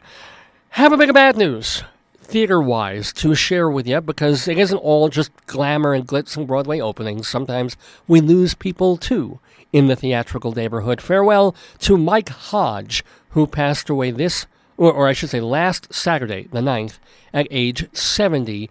He's, well, you know him by face. He had recurring roles on Law & Order. He was also local president, local in New York, of SAG and AFTRA, the actors' unions. He had 3 Broadway appearances. He was an understudy in the original production of Fences, the August Wilson classic. Also, he was in A Few Good Men and in the Howard Corder play Search and Destroy. But again, most of all, just look up Mike Hodge, and you see his face, and you go, oh, I saw him on Law & Order, or I kind of remember him from that movie, ... So farewell to 70-year-old Mike Hodge. And then also a big, big farewell to Sir Peter Hall, who died on Monday, September 11th, this past Monday, at the age of 86. He had been suffering dementia since 2011. This guy was huge. He was the founder of the RSC, the Royal Shakespeare Company, and he ran the place from 1960 to 1968. After that, he went on to run the Royal National Theatre in London. He ended up taking it from its initial digs in the Old Vic, and then had them build a theatre purposely for the National, and that is the National's home. It's England's National Theatre, for crying out loud. And then he also, well, among other things, that Peter Hall did. He staged the English language premiere of Waiting for Godot. He also did a bunch of Harold Pinter plays, including The Homecoming, and the shows that were brought over from England that he directed, tons of Pinters. He also did the original Amadeus, that was directed by Peter Hall.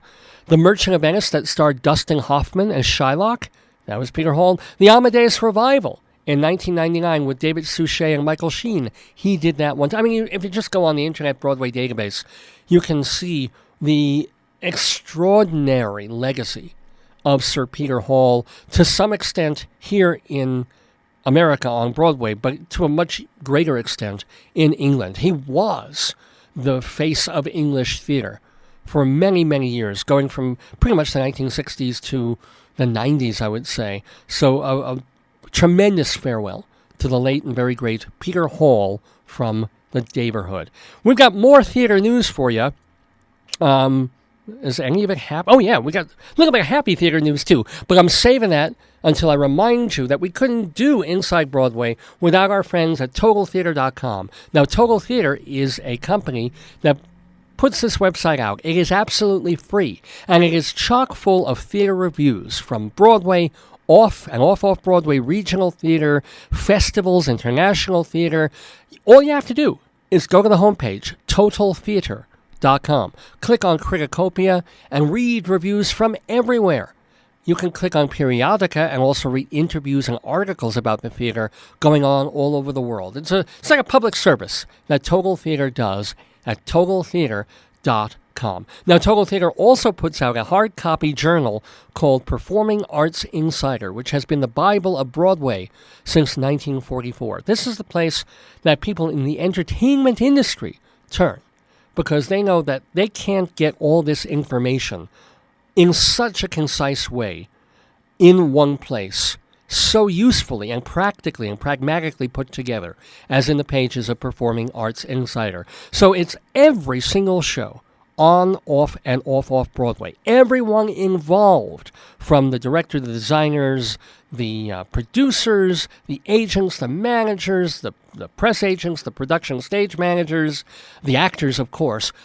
Everyone is listed. There's contact information for virtually every single show, when it's opening, when it's closing. There's chronological listings. Again, some of this stuff you can find online. A lot of it, you can get only in the pages of Performing Arts Insider. It comes out 21 times a year, although you can do the less expensive monthly edition where you get it 12 times a year. It is a hard copy magazine, as it has been since 1944. People still like that. They get it in the mail. They open it. It's got a pretty color cover. And then, there's got an index. It's got a table of contents. And then all that information in between. On any given issue of the monthly edition, you're probably looking at about 300 different shows listed in Performing Arts Insider. So for more information, go to the website, performingartsinsider.com. That will tell you how to subscribe either for the monthly or the full season edition. You'll also be able to find out how you can send away for a single issue to see if it's right for you. Or if you are in Manhattan, you can go to Midtown and get a single copy on the stands of the Drama Book Shop or Theater Circle. Performing Arts Insider, it is the Bible of Broadway. Well, speaking of Broadway, we've got a Broadway veteran coming back to Broadway, even though he could do and has done a zillion other things in film and TV. I'm talking about John Lithgow, who will come back to Broadway via the Roundabout Theater Company's American Airlines Theater. He'll be doing Stories by Heart, and it's this kind of compilation of stories by Ring Lardner and P.G. Woodhouse that will be performed, acted out solo by John Lithgow.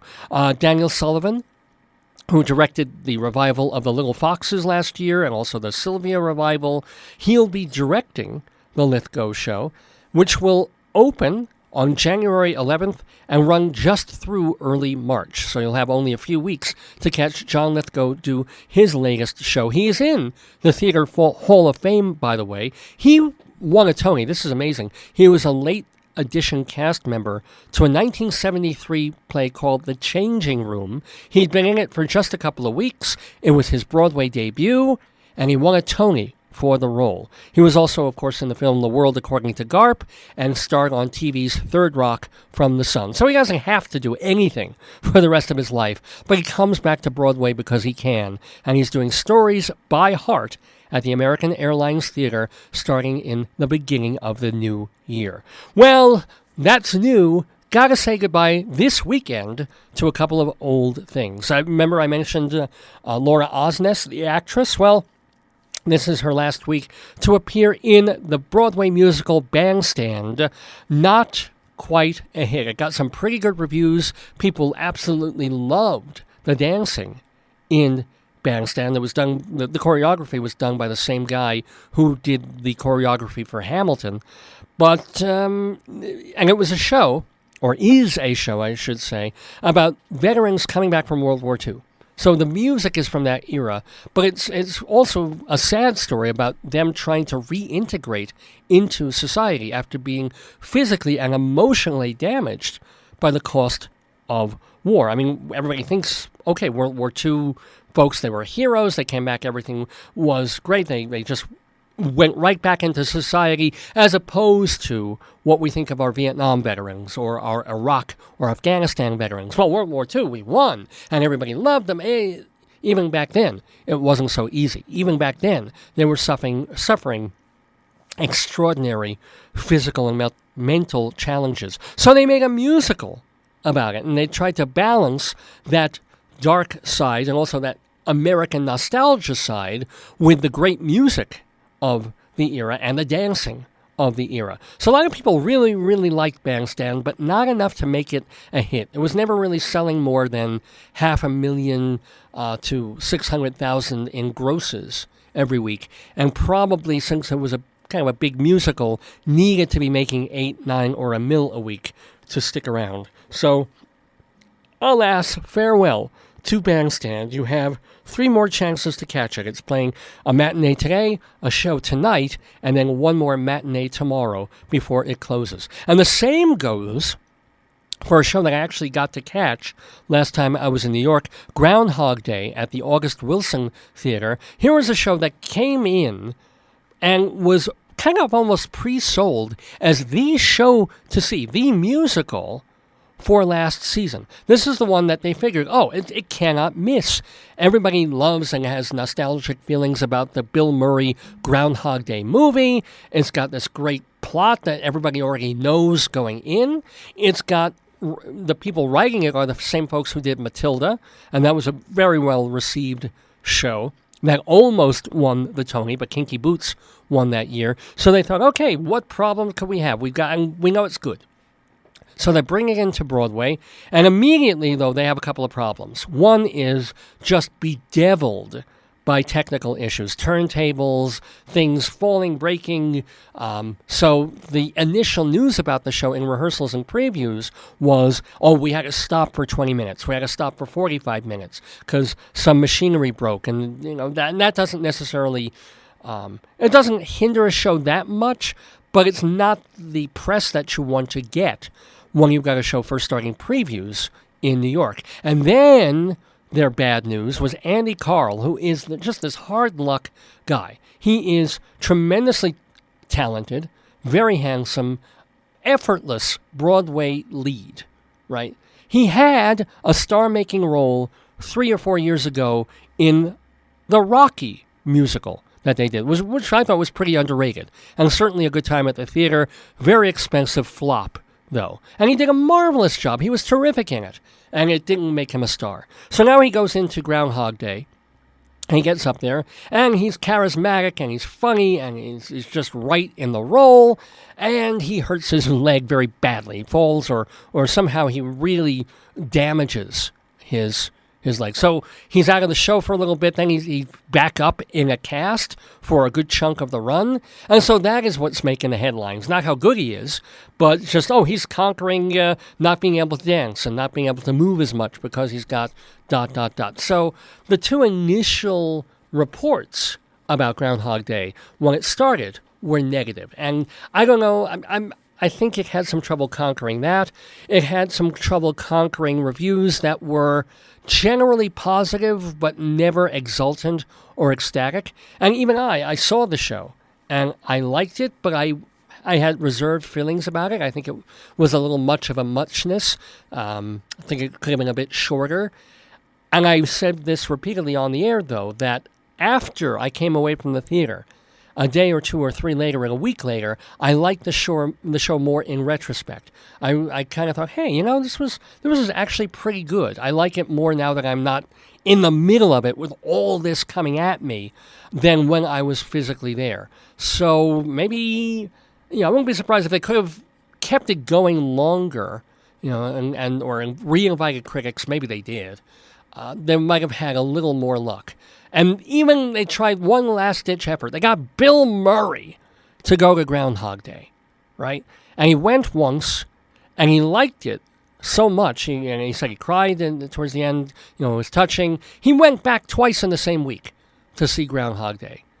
And that got some great headlines, and it bumped up the grosses a little bit, but not enough to keep the show going. And so this show by Tim Minchin and Danny Rubin, based on the screenplay by Danny Rubin and Harold Ramis, of course, will be closing tomorrow afternoon after its matinee at the August Wilson Theater. So I absolutely do recommend going to see Groundhog Day. I don't think it's a great musical. I think it does have problems. I think some of the lyrics are Minchin is not my favorite lyricist. But some of the lyrics are perfectly good. There's some good songs in there. It's a nice story, and it's interesting to see how musical theater can take a very filmic idea. This man wakes up and relives the same day over and over again, and then work it into a musical fabric. I recommend it. So go see Groundhog Day, if you can, over your next three chances. I would say the same for Bandstand, but I haven't seen it, so I can't automatically recommend it.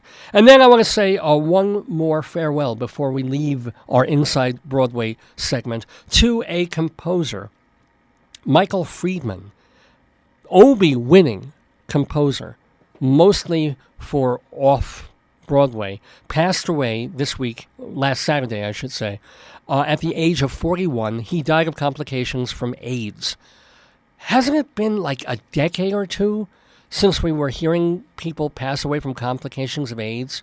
I mean, with so many cocktails and drugs and things and people being careful, etc., there was that time in the 80s and early 90s when every week some theater person, some choreographer, some dancer, some actor, so-and-so pneumonia or AIDS-related this. You haven't heard this in so long. And yet here's one. Michael Friedman died of AIDS last Saturday. He was the co-founder, or a co-founder, of the Civilians off-Broadway troupe. He made the music, the background incidental music for several shows at the Public Theater as well, including writing the score for a 2014 adaptation of Shakespeare's Love's Labour's Lost. He did the incidental music for the Broadway show Misery. That was the one based on the Stephen King story, and it starred Bruce Willis and Laurie Metcalf.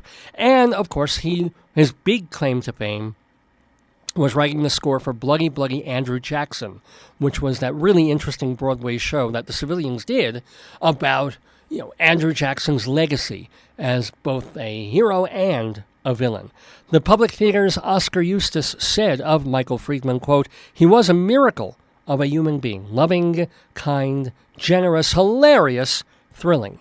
Well, I hope somebody says that about me at some point when it's my time to go. Let's hear a song, though, from the 2014 cast album of the off-Broadway show Love's Labour's Lost, the score written by Michael Friedman. This is To Be With You. Hold on, little girl, show me what he's done to you. Stand up, little girl, a broken heart can't be that bad. When it's through, it's through. Fate will twist them both of you. So come on, baby, come on over. Let me be the one to show you I'm the one who wants to be with you. Deep inside, I hope you feel it too. Waited on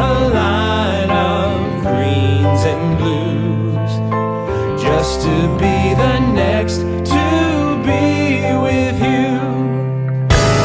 Build up your confidence, you can be on top for once. Wake up, who cares about little boys that talk too much? I've seen it all go down. The game of love was all rained out. So come on, baby, come on over. Let me be the one to show you I'm the one who wants to be with you. Deep inside, I hope you feel it too. Waiting on a line of greens and blues, just to be the next to be with you. Why be alone when we can be together, baby? You can make my life worthwhile, and I can make you start to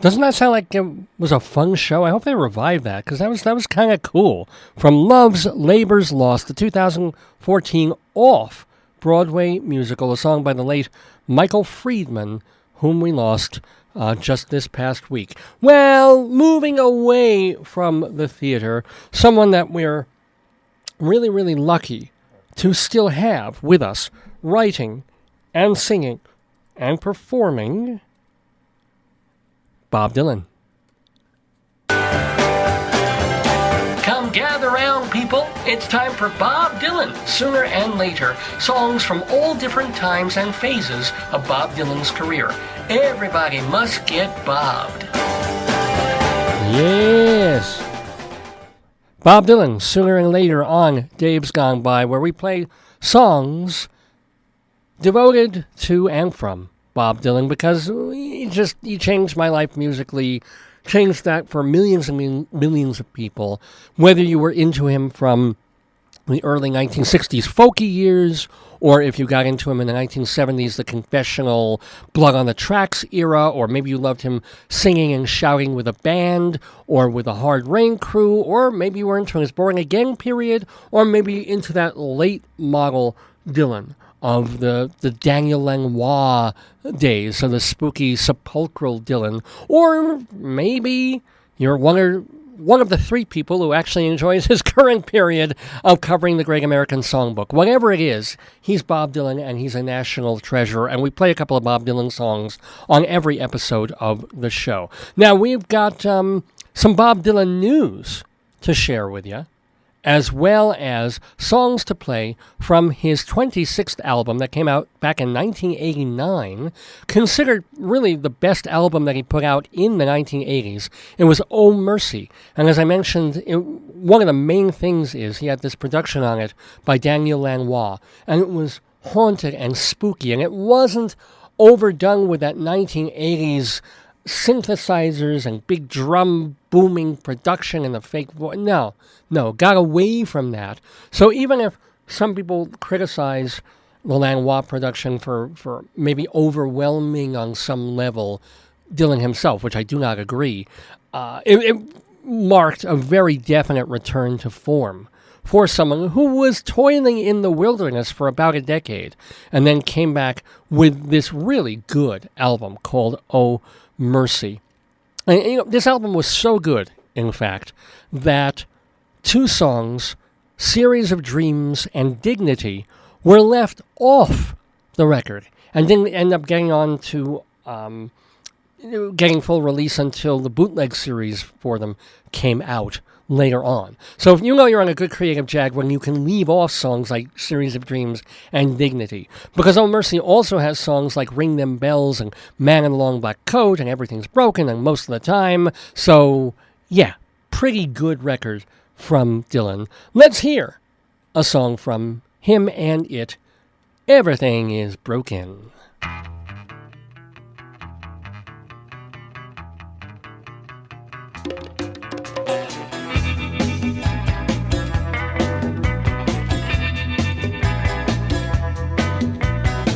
Broken lines, broken strings, broken threads, broken springs, broken idols, broken heads, people sleeping in broken beds. Ain't no use jiving, ain't no use joking. Everything is broken.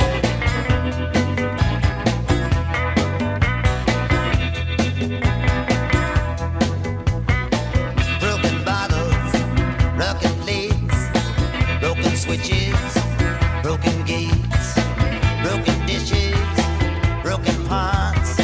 Streets are filled with broken hearts, broken words never meant to be spoken. Everything is broken.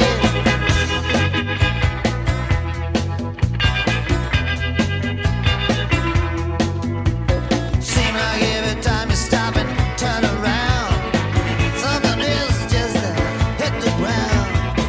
Broken cutters, broken saws, broken buckles, broken laws, broken bodies, broken bones, broken voices on broken folks. Take a deep breath, feel like you're choking. Everything is broken.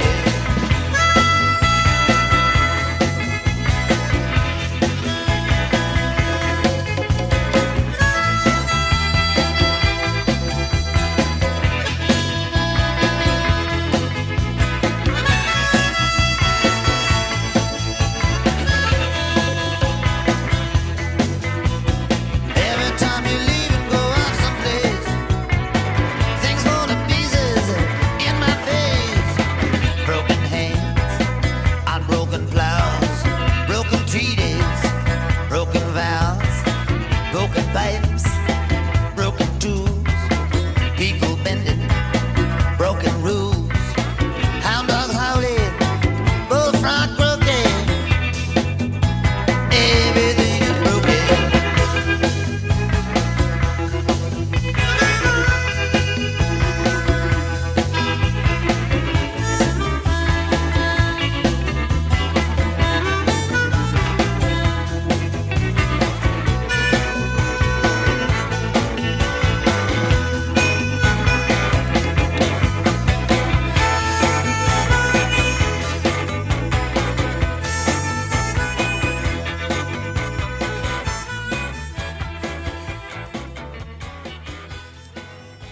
Some Bob Dylan news to share with you. Came out this week that Dylan, that never-ending tour is not ending. He's announced 21 American dates for his fall tour. It's going to start on October 13th in California. And then on October 21st, Bob Dylan will be at First Bank Center in Denver. And then for our New York listeners, he will be back at the Nassau Coliseum in Uniondale on November 8th. And then he's ending the leg, or at least the American leg of the tour, in Boston on November 16th. So yeah, if you didn't miss Dylan like a year ago when he came to Red Rocks, you can catch him in Denver on October 21st.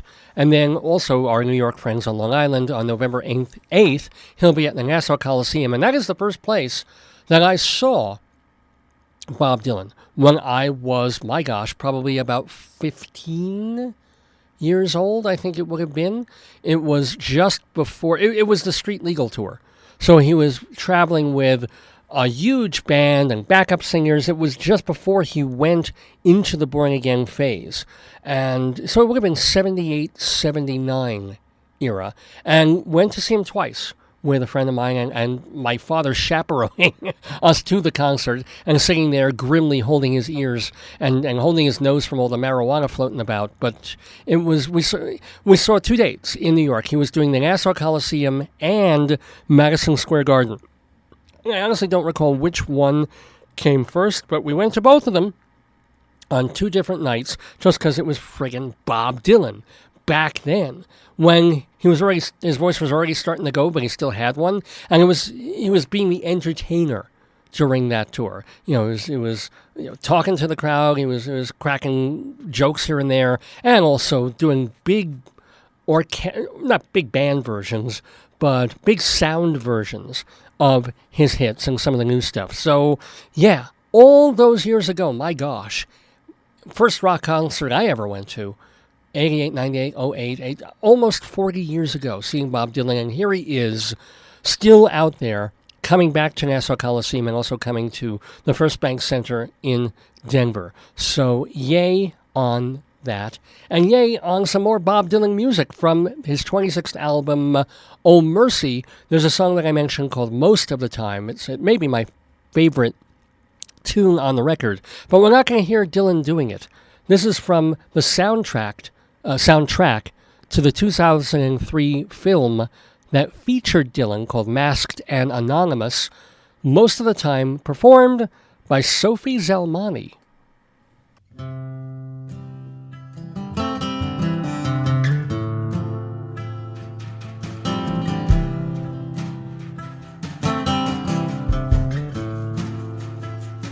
Most of the time I'm clear focused all around. Most of the time I can keep both feet on the ground. I can follow the path. I can read the signs. Stay right with it. When the road unwinds, I can handle whatever I stumble upon. I don't even notice he's gone most of the time.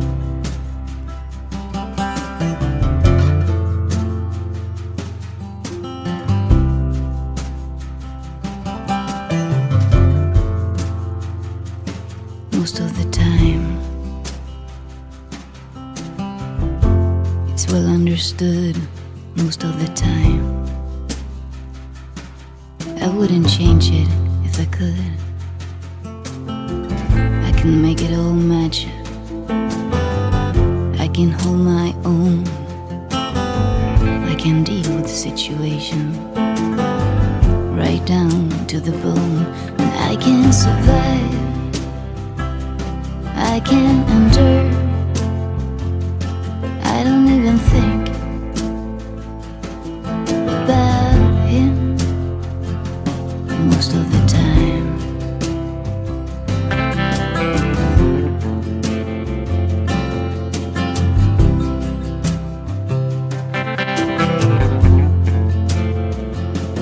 Most of the time my head is on straight. Most of the time I'm strong enough not to hate. I don't build up illusion till it makes me sick. I ain't afraid of confusion. No matter how thick, I can smile in the face of mankind. Don't even remember what his lips felt like on mine most of the time.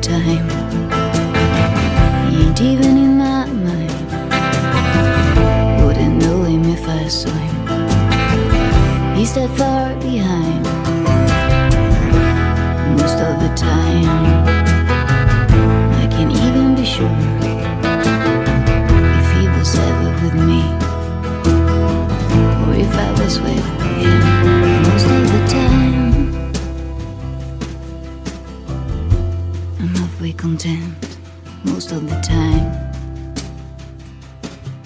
I know exactly where I went. I don't cheat on myself.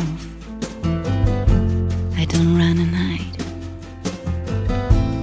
Hide from the feelings that I buried inside. I don't compromise, and I don't pretend.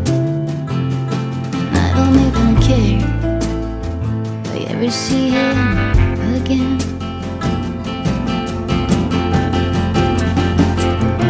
Most of the time.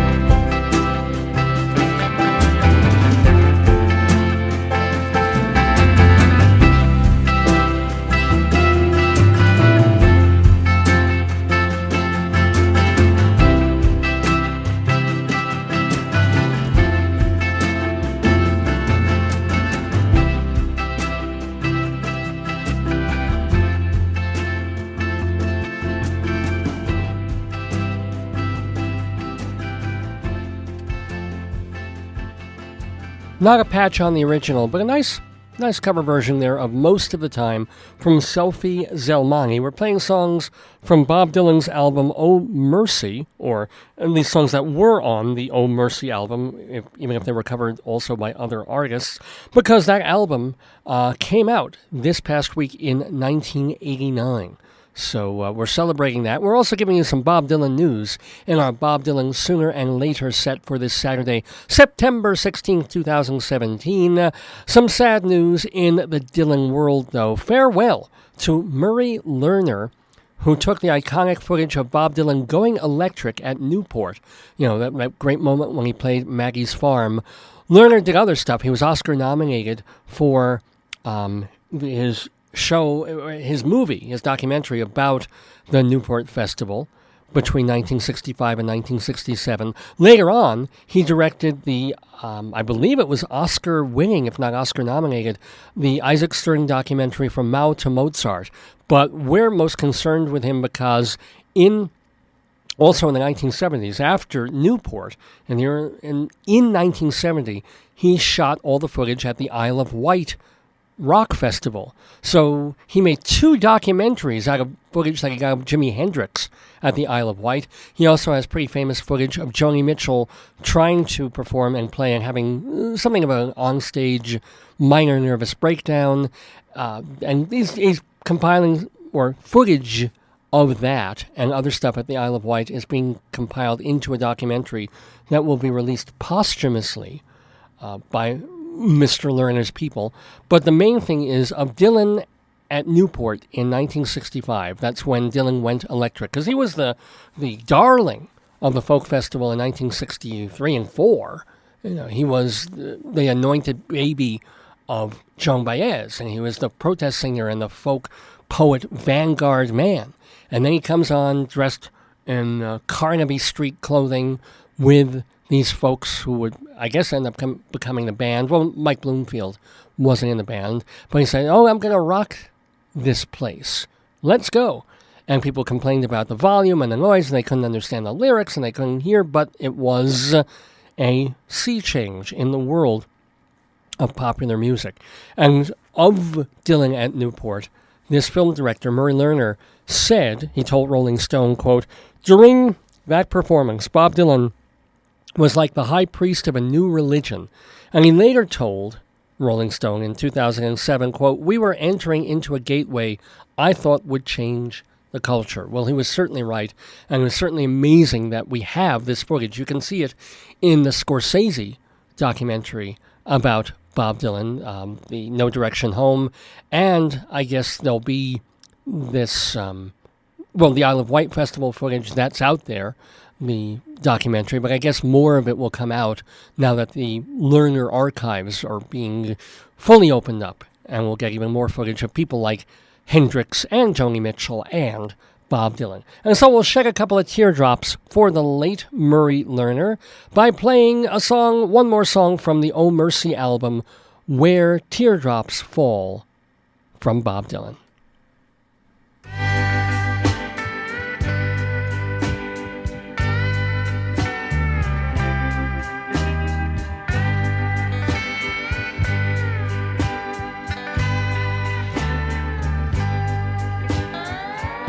Far away where the soft winds blow, far away from it all. There is a place you go where teardrops fall. Far away in the stormy night, far away and over the wall. You are there in the flickering light where teardrops fall. We've banged the drum slowly and played the fife lowly. You know the song in my heart. In the turning of twilight, in the shadows of moonlight, you can show me a new place to start. I've torn my clothes and I've drained the cup, stripping away at it all. Thinking of you when the sun comes up, where teardrops fall.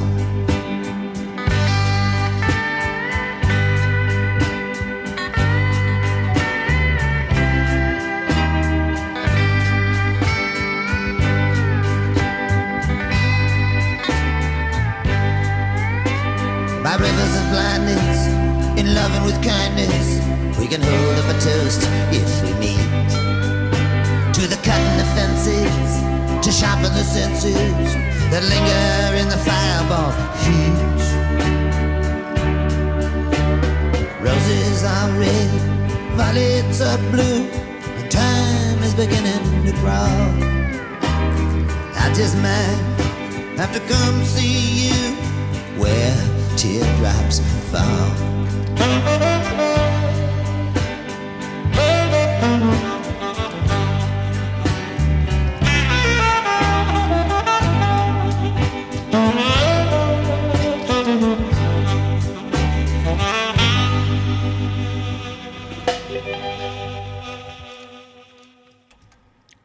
Celebrating its 28th anniversary this week on September 18th, 1989, the Bob Dylan album Oh Mercy was released by Columbia Records. And so in honor of that, we played 3 Oh Mercy songs written by Bob Dylan. 2 of them performed by Dylan. We played Everything Is Broken and then Where Teardrops Fall, a song we haven't played on this show since September of 2014, so it's high time that we heard it again. And then in between, Sophie Zelmani's version of Most of the Time that came from the soundtrack album to Masked and Anonymous, here on Dave's Gone By, where it is 10 to 12 Mountain Time, here at the University of Northern Colorado in Greeley on uncradio.org. I'm Dave Lefkowitz, the host and producer of the Dave's Gone By show. And I mentioned earlier that if you go to the davesgoneby.com website, you not only get the archives of our full shows, but you get the archives of the amazing interviews and guests that we've had on this radio program. We're very proud of them, and we like to keep tabs on the people who've been on our show. It's kind of, if we have them on because they're in the middle of doing some off-Broadway show, or they've got a new album, a CD coming out, or they've written a book, or they're in a particular TV show, then 2, 3, 5 years later, they're often doing other amazing things. So we keep track of them. We like to say, hey, this is friends, this is family, this is what they're up to. We call it the Friends of the Daverhood.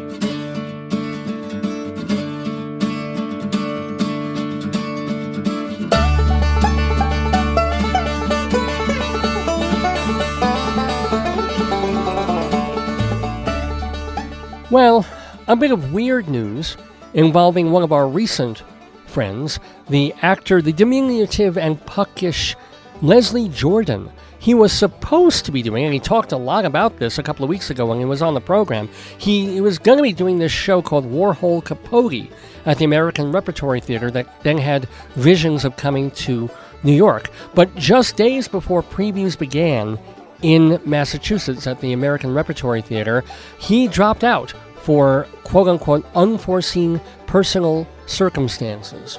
So we hope it's not a health thing. We don't know if it's a big career thing or just whatever. But unfortunately, Leslie Jordan will not be doing Warhol Capote. Instead, they ended up getting Dan Butler. You might remember him from the Frasier show. He'll co-star with Steven Spinella, the Tony winner from Angels in America, in this Warhol Capote show. But we feel bad for Leslie Jordan and his fans who won't get to see him playing Truman Capote. That'd be really kind of interesting. Oh well. Anyway, other news of Friends of the Neighborhood and what they are doing. Hey, if you're on Long Island and hearing me speak, you're going to want to be in Sag Harbor, New York tonight to see the great Loudon Wainwright III. He is doing his show Surviving Twin at... Oh, no, I'm sorry. He's doing his usual show, but he has a one-man show that he's created with musicals. I think it's called Surviving Twin. He also has a new memoir out, an autobiography. So I imagine if he's signing stuff at intermission or at the end of the show, he'll sign both the book and whatever his latest CD is. That is all at Sag Harbor's Bay Street Theater happening tonight. Also happening today, oh my gosh, well, you have 10 minutes to get there, not even. Mike Agradoff is at the New Jersey Storytelling Festival in Lambertville, New Jersey. It's free, so if you're within walking distance of Lambertville, New Jersey, at 2 o'clock, Mike Agradoff goes on today, Saturday, September 16th. Now, you have a little more time to see Jessica Malasky, the songstress and actress. She is appearing this Monday, September 18th, with her husband backing her, the John Pizzarelli Trio.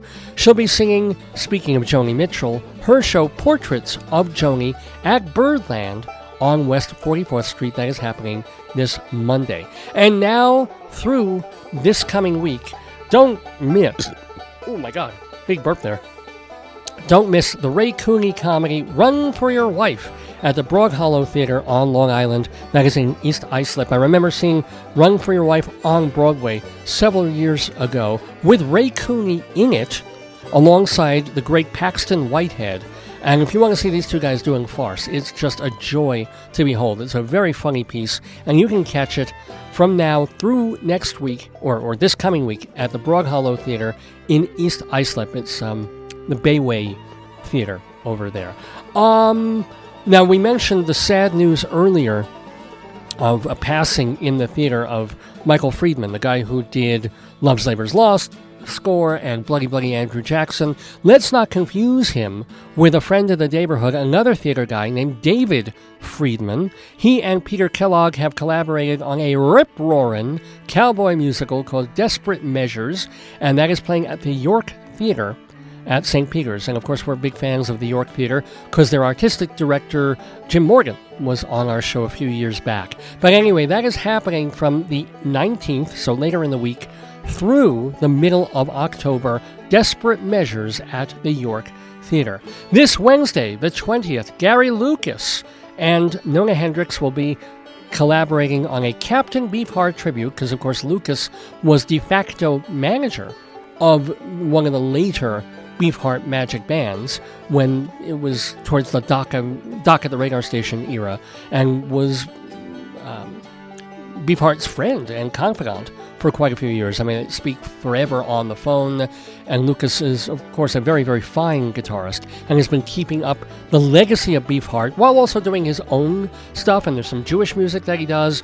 Really, really cool guy, Gary Lucas. He was kind enough to be on my Stage Buddy live review shows that I was doing, about 8 or 9 years ago in New York, where I was mixing agents and people involved in the theater and film, as well as performers and comedians. It was a lot of fun. So he was kind enough to perform and speak there, and he's been on the radio show. So go see Gary Lucas do a tribute with Nona Hendrix to Captain Beefheart. That is happening at Joe's Pub this Wednesday. And Joe's Pub, of course, is right attached to the Public Theater at 425 Lafayette Street in Manhattan.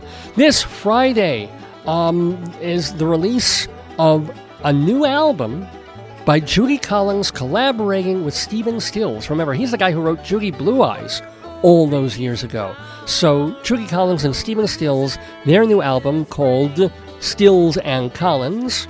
Okay, not much creativity there, but sounds really cool. So it's going to be released on Wildflower Cleopatra Records. That is happening on Friday. Also on Friday, if you're in New York, if you're near Staten Island, go see our friend Kreskin. He's at the Looney Bin.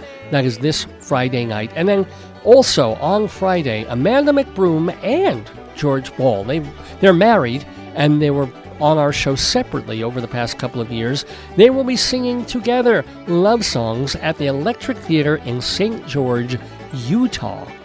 Yeah. So, actually, we're not that far from Utah. So if I've got any UT listeners, go see Amanda McBroom and George Ball. And here's the weirdest part. Here's the part that you would not expect. They're part of a cabaret nightclub series being done at this venue in Utah. And it's sponsored, kind of produced by Wilford Brimley, the oatmeal guy, the TV guy, the diabetes testing guy. Wilford Brimley is also a musical guy. Who knew? And he's friends with Amanda and George and a lot of cabaret and singer-type people. So go see them. That is happening on Friday. And another reminder that Amy Coleman is appearing in the Ionesco play Rhinoceros in Yiddish. That's happening at the Castillo Theater in Midtown Manhattan, sponsored by New Yiddish Rep, and it's going on from now through the first week of October. Well, we did our Inside Broadway segment, but let's not forget the friends of the neighborhood who are doing things on Broadway. For example, Alan Menken, who co-wrote Aladdin, Douglas McGrath, who wrote the book for Beautiful, the Carole King musical, Chaz Palminteri, Alan Menken, and Glenn Slater, who collaborated for A Bronx Tale, and what else? Come From Away, playing at the Gerald Schoenfeld Theater, is written by Irene Sankoff and David Hine. They did the score for the show, and they were on our Tony special just a few weeks back. Actor Daniel Breaker, he is playing Aaron Burr in Hamilton. So if you have a spare $3,000 or $4,000 lying around, you can go see him. School of Rock features lyrics by Glenn Slater. That is at the Winter Garden Theater. What else? Waitress features our friend Dakin Matthews playing Joe. That's at the Brooks Atkinson. Rondi Reed, who was on our Tony show in 2008. She is playing Madame Marable now in Wicked at the Gershwin Theater on Broadway. I mentioned Spamilton before by Gerard Alessandrini. Well, you can catch that at the 47th Street Theater in Manhattan. Andrew Goffman heading towards his 9th season doing The Accidental Pervert off Broadway at the 13th Street Rep. And if you are interested in nightclub and cabaret and Broadway kind of people getting up and singing a song or two, you're gonna want to see Jim Caruso's Cast Party every Monday night at Birdland in Manhattan. Reminding you that if you want to find out more about Manhattan nightlife, you can check StageBuddy.com, which was founded by our friend Evan Seplow. And if you want to hear amazing radio the way he's been doing it since the mid-1970s, Dr. Demento, still doing Dr. Demento shows at drdemento.com.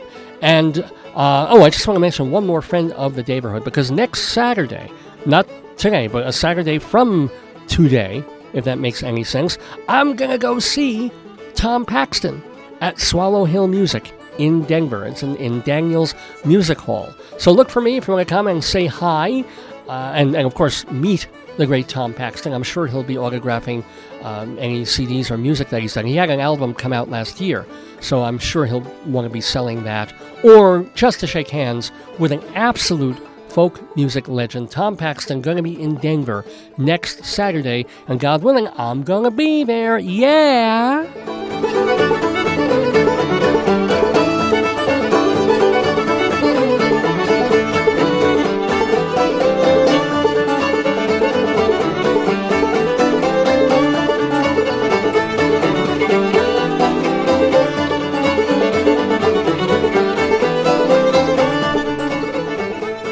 That's not Tom Paxton, by the way. That's Tony Trischka, who was on our show early this summer, So really nice to have that music playing too here on the Dave's Gone By radio show, where it's just after noon in the afternoon, Mountain Time, at UNC Radio, the radio station of the University of Northern Colorado in Greeley, Colorado. I'm Dave Lefkowitz. This is the 621st edition of Dave's Gone By on this Saturday, September 16th. We're calling it Rosh Hash because we've got Rosh Hashanah coming up in just a few days. So this is our last show of a fading summer, and it's kind of chilly end of summer day out there. But are we ending the show? Because, we're on from 9 until noon or thereabouts every Saturday morning here at uncradio.org. But no, we still have some more stuff for you because I never end on time. Yep, we got more music to play. Yay, because our second and final Saturday segue of the program is on its way. What I mean by that is it's an In the News Saturday segue. This is where I play a bunch of songs, and I've got quite a few of them today, where I'm playing them for a particular reason. The song will have something to do, will connect in some way to stuff that's going on in current events, in news, in the world at large. So you got to put on your thinking caps and think, what's all the stuff that went on in the past week? And how would that connect to the song Dave's playing? Is it the title? Is it the singer, the band? Is it the theme of the song? Is it a line in the song? Some of them are easy, some of them not so much. You just have to... Now, the hard part is with news cycles the way they are, just remembering what went on in the world, in this country, even 6 or 7 days ago. So, that's your job. My job is just to play really cool music, like this early tune from Bill Marcy.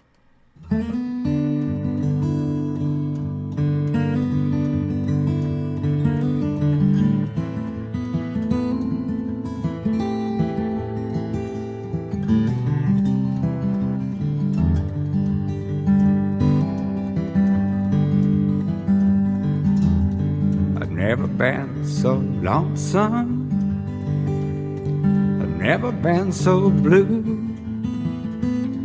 Well, it's midnight on the highway, I'm coming back for you.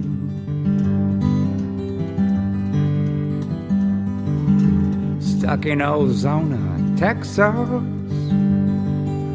out on Highway 10. Well, I'm gone to Arizona to win you back again.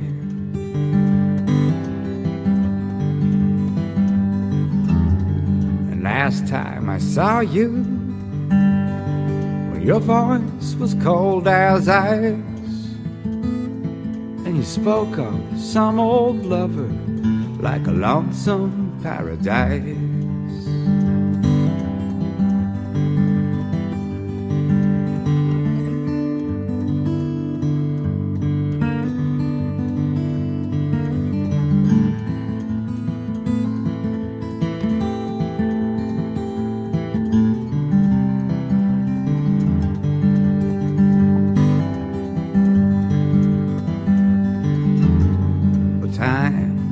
Sailor on his way back to the sea. But it trips and stumbles, rarely passes gracefully.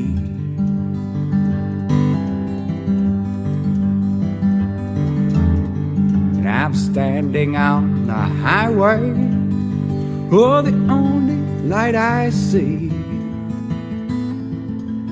just the cold and heartless moon shining down on me.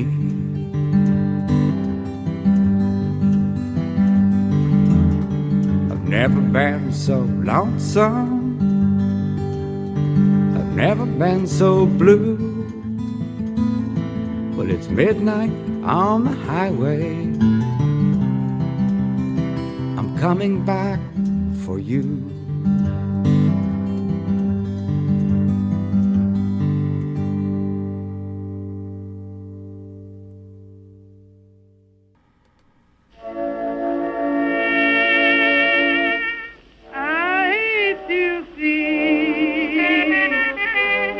Evening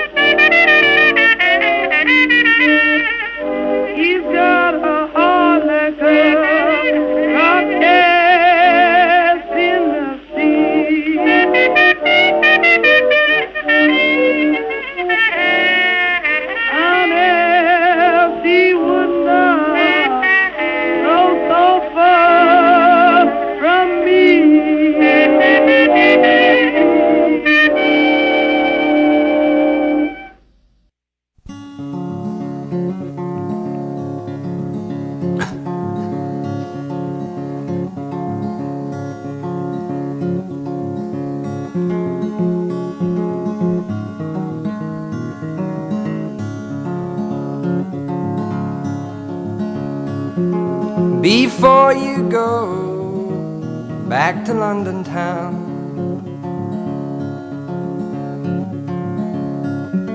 Make sure your woman, she don't turn you down. Green rocky road, promenading green.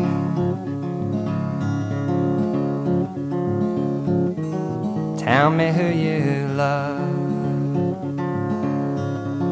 If when you get there, it's another man,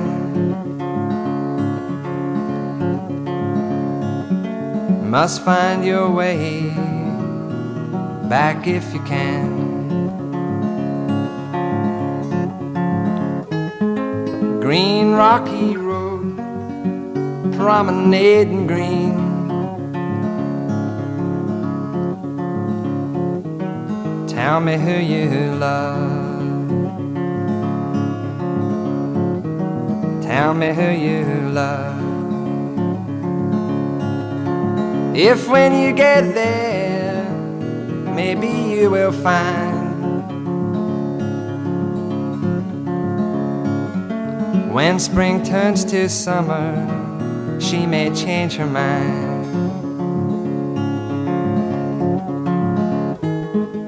Green rocky road, promenading green.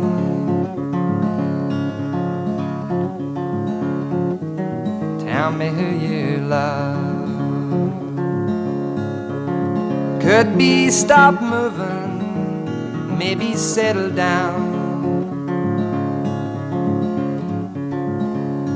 If things worked out for you in London town.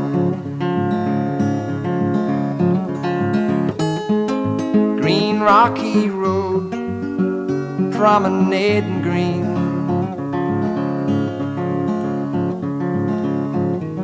Tell me who you love. Could beat start moving, ramble round and round. If things were different here in London town.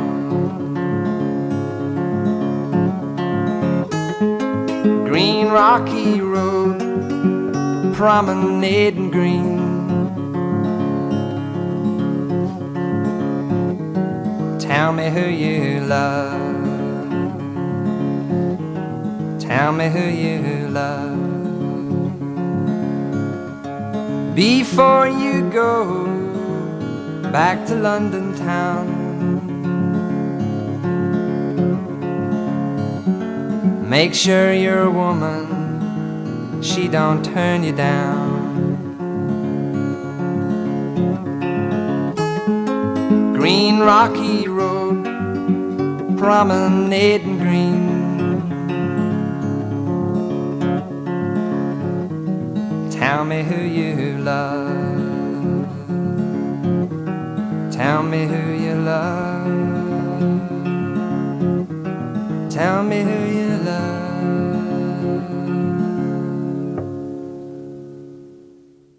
Our Saturday segue on Dave's Gone By.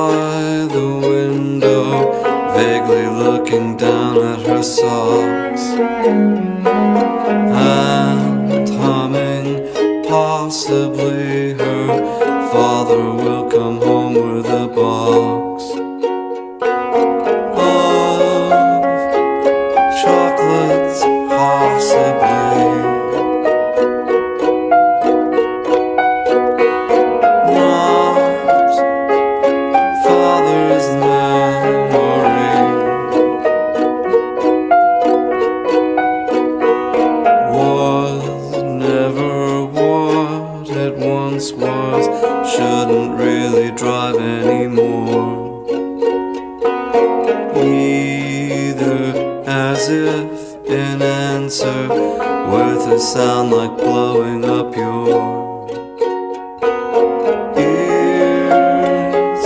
Father's Jeep crashes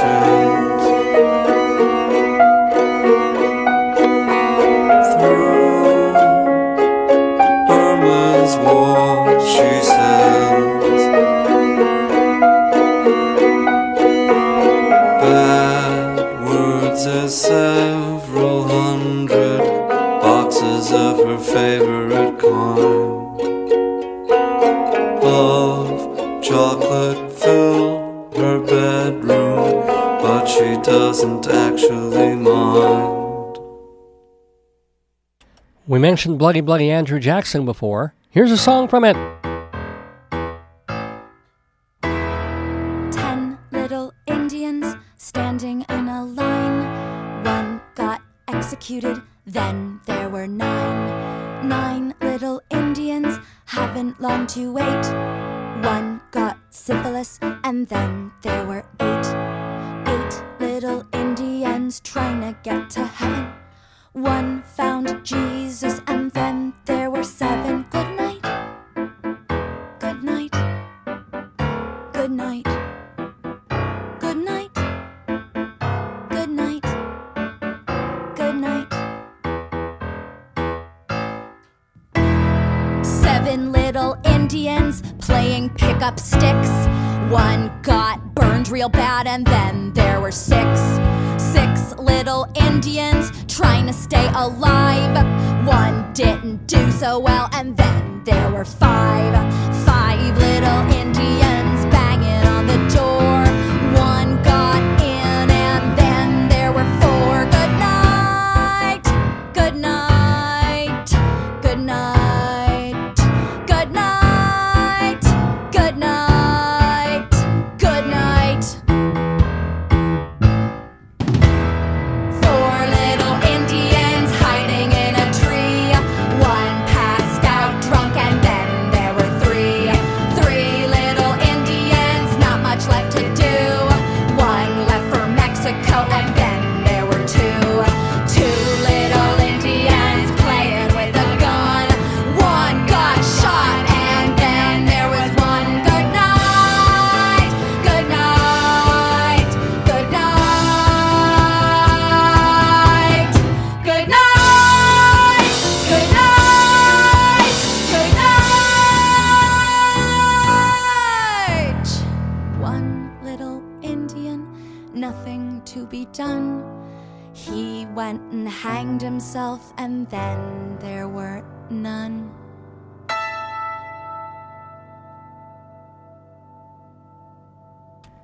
Our In the News Saturday segue with a couple more songs.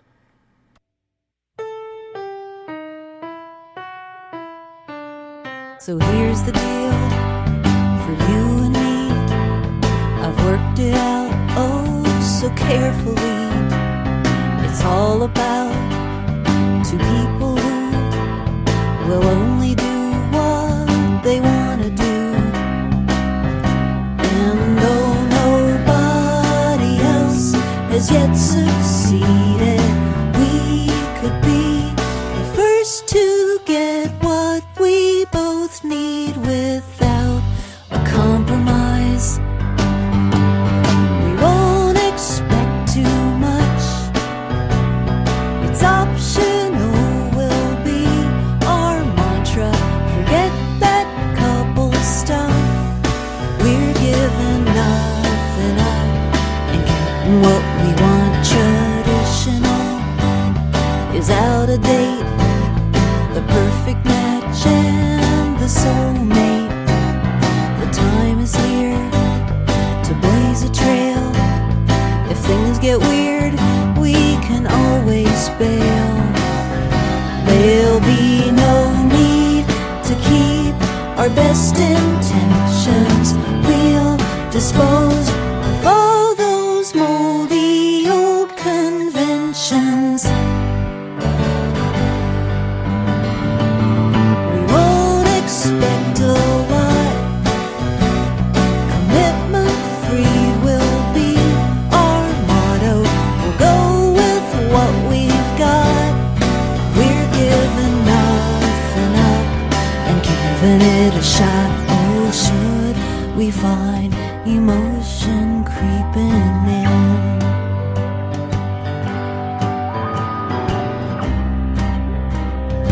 we'll deal with it then.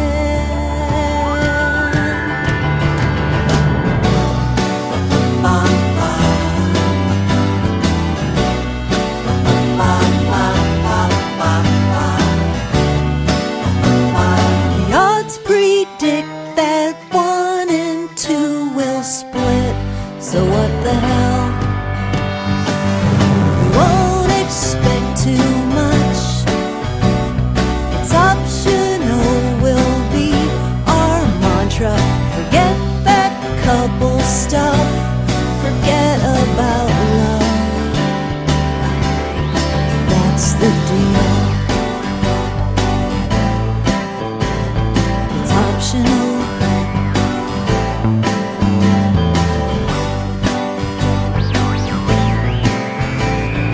Optional. Spending the night, moving in, hanging out every weekend, meeting your folks, meeting your friends, checking up, checking in. Where's this going? Where have you been? Guess it's over. Start again. Spending the night, moving in, hanging out every weekend, meeting your folks, meeting your friends, checking up, checking in. Where's this going? Where have you been? Guess it's over. Start again. Spending the night, moving in, hanging out every weekend, meeting your folks, meeting your friends, checking up, checking in. Where's this going? Where have you been? Guess it's over. Start again.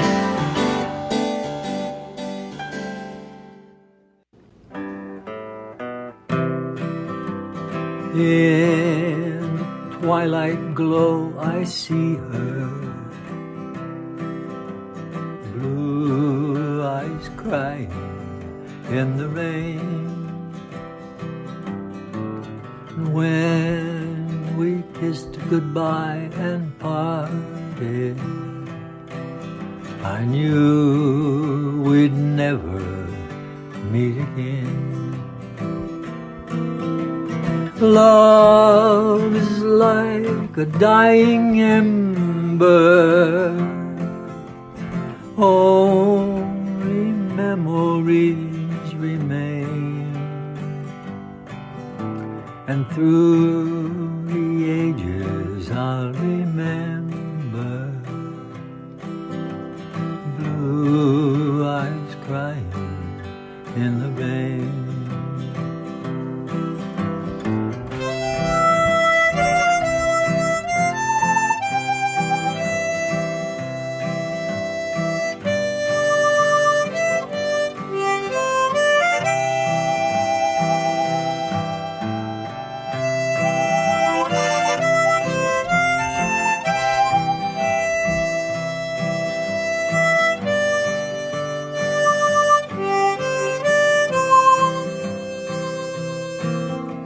And when we meet again up yonder,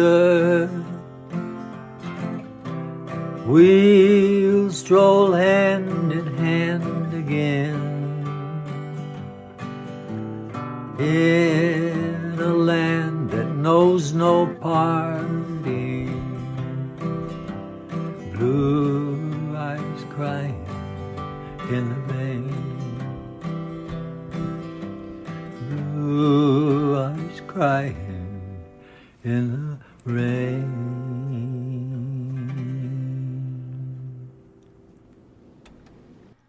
The quavering voice there of Harry Dean Stanton singing a classic, Blue Eyes Crying in the Rain, that was done for the 2014 Stanton album, Partly Fiction, where he was already in his late 80s at that point and just taking songs that he loved very simply with a guitar. You can see the videos on YouTube, the late Harry Dean Stanton, because he did leave us just a day ago. He died on September 15th at the age of 91.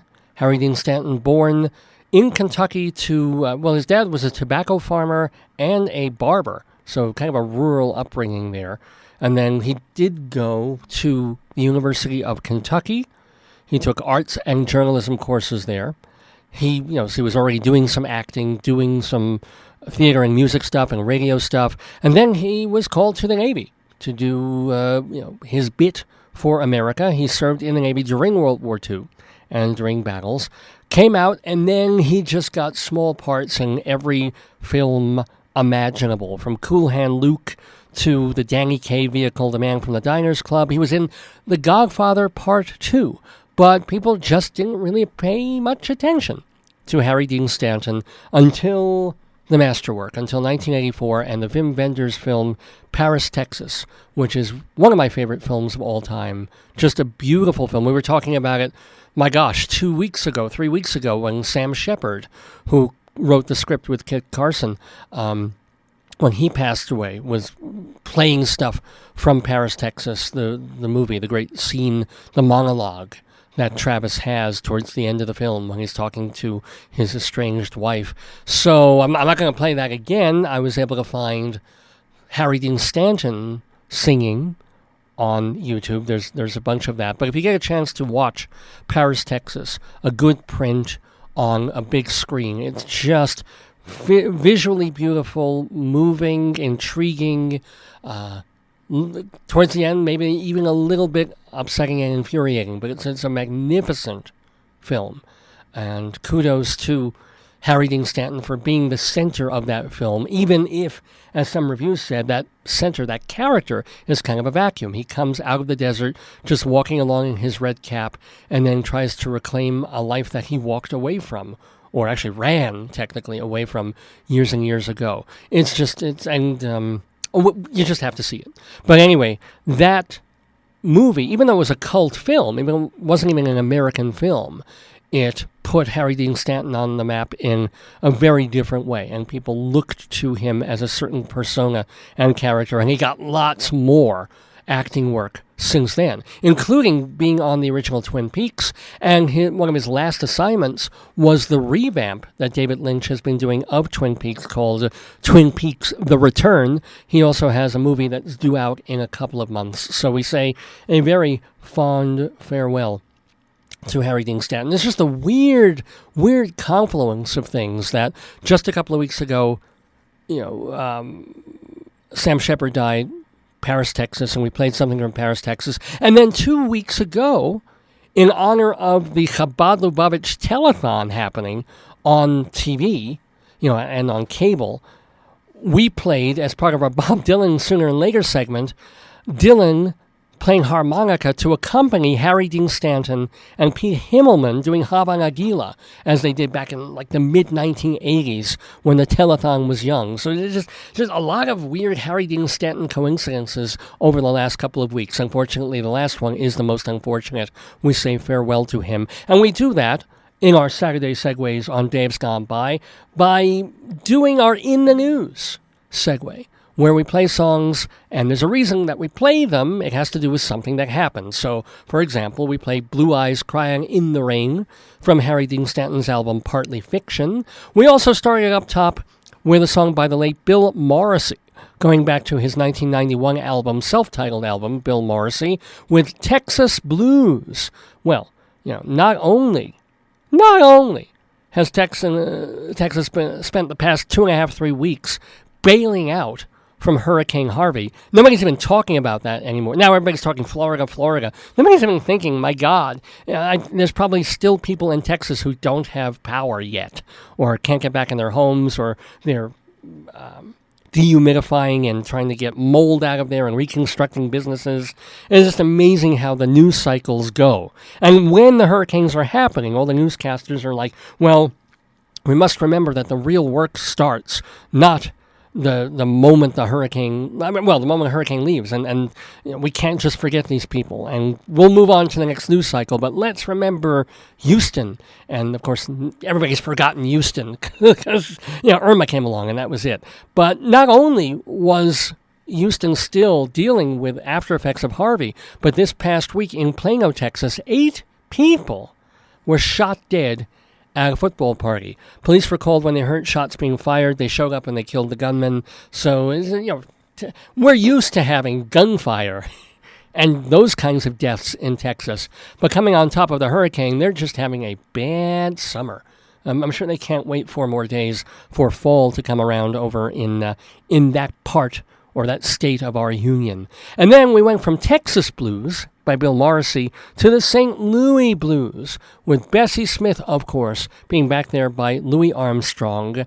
St. Louis, right on our front pages and on our videos the last day or two, because former policeman, he was a policeman when this happened, Jason Stockley chased down this guy. It was a high-speed chase, and killed Anthony Lamar Smith, who was not a choir boy, who had done some rather bad things, but killed this guy who may or may not have probably had a gun in the car with him. So a dangerous character, but did this person have to actually die? Did he need to have death by cop? Well, that is what folks in St. Louis are asking. Protests broke out last night. There was some minor violence and some police pepper spray, but mostly just people saying, hey, Black lives still matter, and, if you're gonna kill a black person, even a bad black person, you better have a pretty good reason. So, and the protests are continuing today, because it's St. Louis' bad luck and the cops' bad luck that this is rolling into a weekend. So they have all weekend to be out there and fine, scream and shout, and they were burning flags, American flags, which, I don't particularly like to see, but it's totally their right, and holding signs and shouting and demanding justice. It's kind of hard to be against that.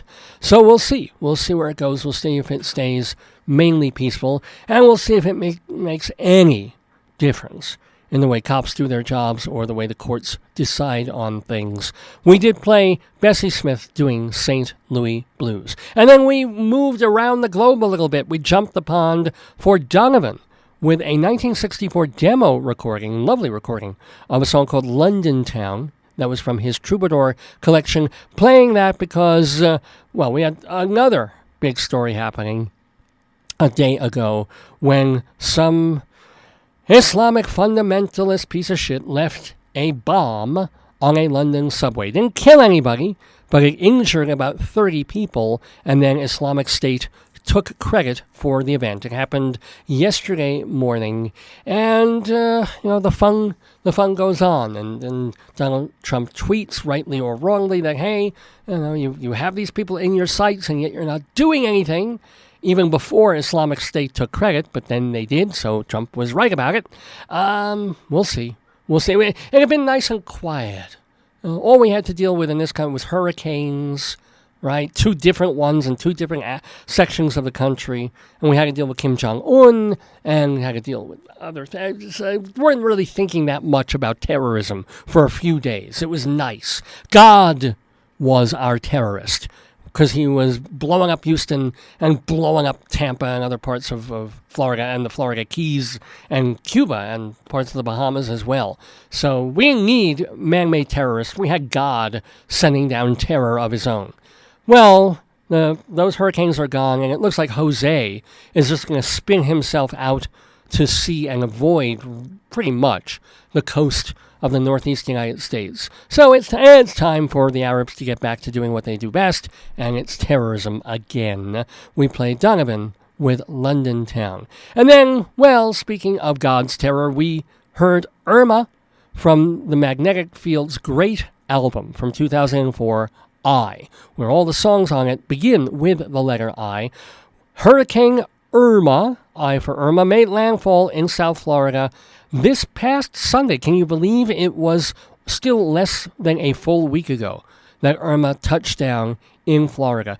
The Florida Keys, virtually every structure there had some damage. Jacksonville also had a bad time of it. On the positive side, they did rescue a manatee. So they couldn't keep Snooty going, but they did. I don't know if the museum did, but some people rescued a manatee that had beached, and they pushed it back to sea. And apparently, all the cats, the ones with the 6 toes and the deformities in the Hemingway house, those were saved in Key West too. I remember going to that Hemingway area and just looking at all the cool cats that were all inbred and had 12 little claw toes, but they're okay. They lasted out the hurricane, so yay for them. We played the Magnetic Fields doing Irma. And again, totally by coincidence, and I love when this happens on the radio, but totally by coincidence, we played another Michael Friedman song. Earlier we played a tune from Love's Labor's Lost to mark the passing of Michael Friedman, this composer, this guy who died of AIDS at age 41 this past week. But he also did the Broadway show Bloody Bloody Andrew Jackson. Well, we played a song from that show not for Michael Friedman, but because the song was about Indians, 10 Little Indians. And we heard Emily Young, Maria Elena Ramirez, and Kate Roberts sing this tune in honor of, and this is actually one bit of happy news for the week, the Cleveland Indians won 22 games in a row. And they were not beaten for almost a month until last night when the Kansas City Royals took them in a very normal game. It wasn't like they were suddenly lost in the ninth inning or went into extra innings or anything. No, they just fell flat against the Royals. And considering 3.5 weeks, they had every right to. 22 is the longest running winning streak in the history of the American League. Let's see, it put the Indians on top of the American League Central Division, and I think they notched a wild card spot just from going. Remember, they started this streak when they were at 69 wins and 56 losses. So they were already a pretty good team. They were 13 games over 500. Then, now, as of yesterday, they were 91 and 57, with maybe a shot of even getting to 100 wins for the season. So that's what 22 in a row will do for you. Initially, they beat the A's from 15 years ago, and now they've surpassed the 1935 Cubs for the second longest win streak on record. The record still belongs to the Giants of 1916, who won 26 straight games way back when. So that record's going to stand for a while longer, but bravo to the Cleveland Indians. Maybe now they can change their logo, if they haven't already. I mean, the Indians got a lot to smile about, but still. Anyway, we heard a song from Bloody Bloody Andrew Jackson from 2010, followed by a 2003 song from Amy Rigby. Amy Rigby's album Till the Wheels Fall Off, and a song called The Deal. Well, it was about the art of the deal this week for our president. For the first time in 8 months, this was about, hey, if I can't get the Republicans to get in line, and they're all shouting at each other, and half of them don't trust me, maybe I should hold more than just a fake olive branch out to the Democrats and see what we can do. So first he compromised, which really meant listening to them, and raised the debt ceiling because we had 2 giant hurricanes to pay for. And you let them do it for 3 months, which is fabulous. Okay. There'll be money in the coffers and the government won't shut down. Yay. And then, depending on whom you listen to, they're close to or already have done or somewhere on the road towards a deal involving the DACA kids, all these children who were brought here by illegal immigrant parents. The kids were illegal immigrants themselves, but, they were kids. They had no issue or no way to fight coming here, even though I'm sure they wanted to come here, most of them. Although, at that age, you probably want to be closer to abuela and abuelo and your family. You don't necessarily realize the situation your family and older people are in where you're living. But anyway, these DACA kids come here, and through no fault of their own, for no design of their own, stay here, grow up, get educated, get work, and now there's 800,000 of them that the Republicans want to throw back. And even Donald Trump is saying, look, we don't want to throw back the Dreamers. He has a special place in his heart for children. We know that.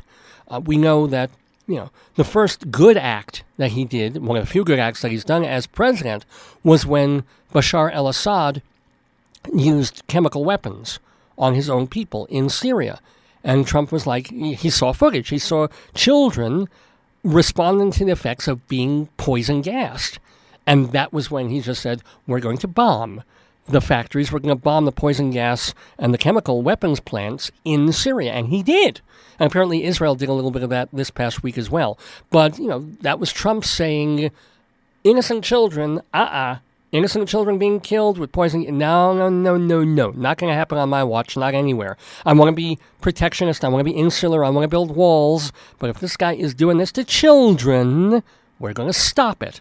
So, with that in mind, Trump is going to want to help kids, even if they're not kids anymore, who were brought to this country and who are not criminals, who are not drug dealers, who are just contributing to our nation, to our society, to our economy. But he said, look, it has to be done the right way. Okay, Obama, according to the Republicans, didn't do it the right way. He just did it by executive fiat. Let's throw this to Congress. Let's give this 6 months. Let them figure out a solution, a way to keep these people here if they're working, right? Or a gentle way, if necessary, to move some of them back. Meanwhile, Trump this week meets with Nancy Pelosi and Chuck Schumer. To Republicans, they are Mr. and Mrs. Antichrist, and they come out of it saying, hey, we've made a deal. DACA's going to be okay. And Trump says, well, not so fast. We haven't made a deal. But you have to figure they've been talking, and something's going down, which has driven the conservative Republicans batshit, much as the Democrats have been, dumping all over Trump for a year and a half, and certainly since he's been president. Now, you get the Tea Party people, you get the wall builders, you get the America totally for Americans and pure conservatism and chop taxes for the wealthy and it'll trickle down. I mean, all these people now, they're the ones screaming impeach. What did Ann Coulter say? Ann Coulter was flaming nuts about this, saying that, oh my God, how can we have Donald Trump as president now? Impeach him, get rid of him somehow. Ann Coulter, the conservative horseface poster girl. It's strange times in Casablanca, as John Cale would say. We didn't play that song. We played The Deal by Amy Rigby, because at least this week, Donald Trump did show that he knew some art of the deal, and that he could make deals even with the people that he was making fun of and mocking months ago. And a party that, tried to do everything in its power and not to help him be president. And yet he's out there in a way that he's not out there necessarily with Mitch McConnell. Or he wasn't out there with Reince Priebus or all those kinds of people, or even Paul Ryan. It's going to be interesting times, ladies and gentlemen, if our president suddenly, just to get things done, has to slide into the corner with the Democrats. We might actually have a good president. Weird. Anyway, we closed our Saturday segue of songs in the news with Harry Dean Stanton, the late Harry Dean Stanton, singing Blue Eyes Crying in the Rain. And it's not raining anymore, by the way. I'm looking out the window, and it looks nice and sunny and nice and cool. It's not going to be a particularly warm day. As of noon, it was 53 degrees outside. We were still having the after effects of that rain and that wind last night. That was way cool. Today, we will get up to a high of only 70 degrees. Mix of sun and clouds. It's absolutely spectacular out now, as a matter of fact. And it'll get a little bit warmer tomorrow. We'll be in the mid-70s, also sun and clouds. And then Monday, I know, it is still the end of summer. It's not like we're going to be shivering. Monday, the high will go back to the mid-80s and a lot of sunshine. Tuesday, the clouds roll back in. But still not looking for much in terms of precipitation. It'll just be mid-80s, but a bit cloudier. And then a cool front comes down towards Wednesday. Could have a chance of a shower, and the highs only in the mid-70s. Thursday, highs reaching towards the upper 70s, but then gets cooler still. Towards next Friday, we've got rain clouds, tons of precipitation probably, and also the high getting up only to the low 70s. And as a matter of fact, a week from today, we don't even crack 70. It'll still be beautiful. It was 68 degrees, mix of sun and clouds. I ain't complaining about that. But I'm saying the 90 degrees which I thought were already gone, but they came back. I think those are gone now. And we're especially seeing, how over the past few weeks, the low temperatures, the overnights, were in the mid-50s. Now we're going to see the overnights get into the mid to upper 40s, and even towards the end of this coming week, go into the low 40s. So slowly but surely, we know this, autumn is coming on. So it's only a couple of days away. We've got Rosh Hashanah coming in just a few days. So, of course, I want to wish my family, my mom, my dad, my two aunts, and let's see, I've got one uncle who's not with the family anymore. Do I have any uncle? Well, I've got a bunch of cousins. So I wish all of them and all of you a most happy and healthy, a good new year. That would be very nice.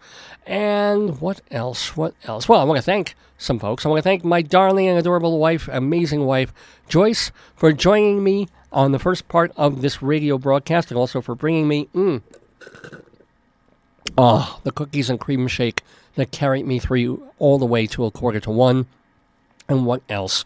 I want to thank, Rabbi Sal Solomon one more time, because we did play his song, I'm Too Sexy for My Prostate, once more earlier in the show. For more information about him, go to his website, shalomdammit.com, shalomdammit.com. Unfortunately, the rabbi has not been playing a big part in this radio show over the past few weeks. He's just been so busy getting ready for the High Holy Days. But don't despair.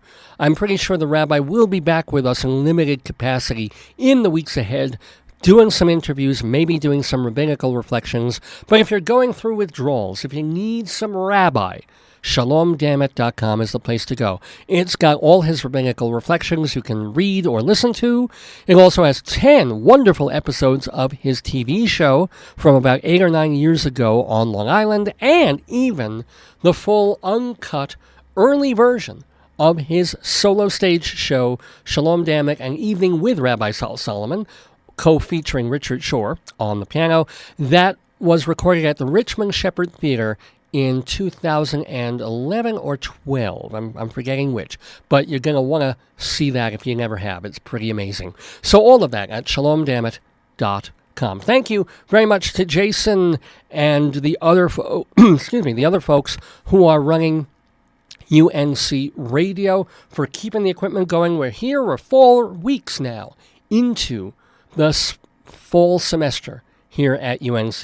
There was a big get-together, a gathering yesterday afternoon by the Cesar Chavez Center and by the library, and I heard the music booming, and I knew there had to be folks from the radio station helping out, as we do with clubs and events here at UNC. So it's great to see that stuff's happening again in a slow way, just ramping up at UNC Radio. I'm proud to be a part of it, proud to be doing the Dave's Gone By radio show every Saturday from 9 until noon or thereabouts. You can hear it at uncradio.org. You can find out more about it at davesgoneby.com. And if you go to that website, remember you can click on the home page, find our Facebook page, Radio Dave Lefkowitz. Please like us and follow us there. That's really the best way for us to get in touch with you. We'll post the occasional video or a press release of stuff that's coming up on the show. Radio Dave Lefkowitz is our Facebook page. The easiest way to get there is to go to our main page and click on the Facebook logo. You can contact me once you're a friend on Facebook. You can message me there or email me the old-fashioned way, davesgoneby@aol.com. Well, it's been a pleasure doing this show for you as it is every Saturday. We'll have another one, God willing, coming up next Saturday, which I believe is the 23rd. Have a couple of guests in mind, but they're not officially lined up yet, so you'll have to check our Facebook page and our homepage to find out whom they will be once that is confirmed. But looking forward to that, looking forward to playing more music for you, and looking forward to the beautiful season of autumn. I know Greeley isn't going to be like Massachusetts or New Hampshire or Rhode Island, where you get those spectacular scenery changes and leaf changes, but we do pretty well and pretty nice on the scenery, and within probably 2 weeks, we'll start seeing snow caps on the mountains in the distance, and we'll get that chill in the air, that little bit of weather. Okay, I know, it does mean winter's coming, but keeps you awake, keeps you alive. It's nice to have autumn coming back one more time. And so, in honor of that, I'm going to play a song by Laura McGee from her album Green Eyes, because autumn's nice, autumn's pretty, autumn fair. I don't even know where to go with that segue. Just to say, you have a great week. Thanks for tuning in to Dave's Gone By and Gone By.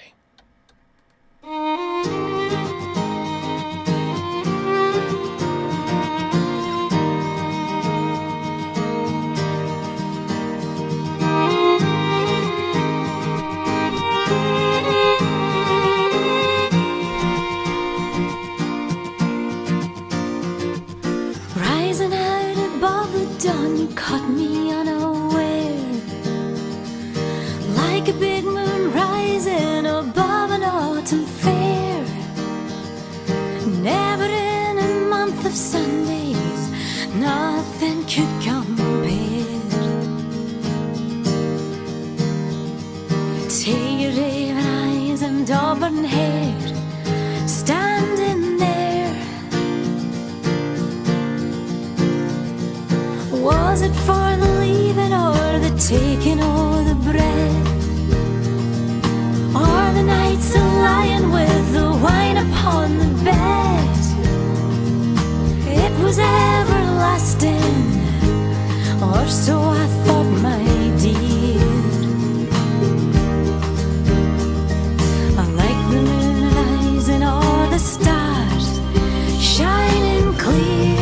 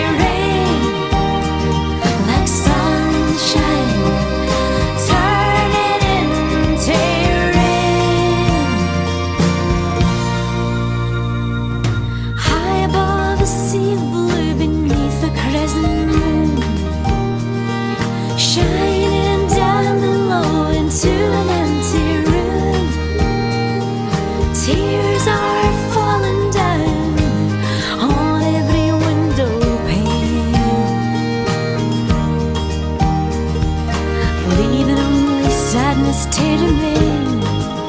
Oh,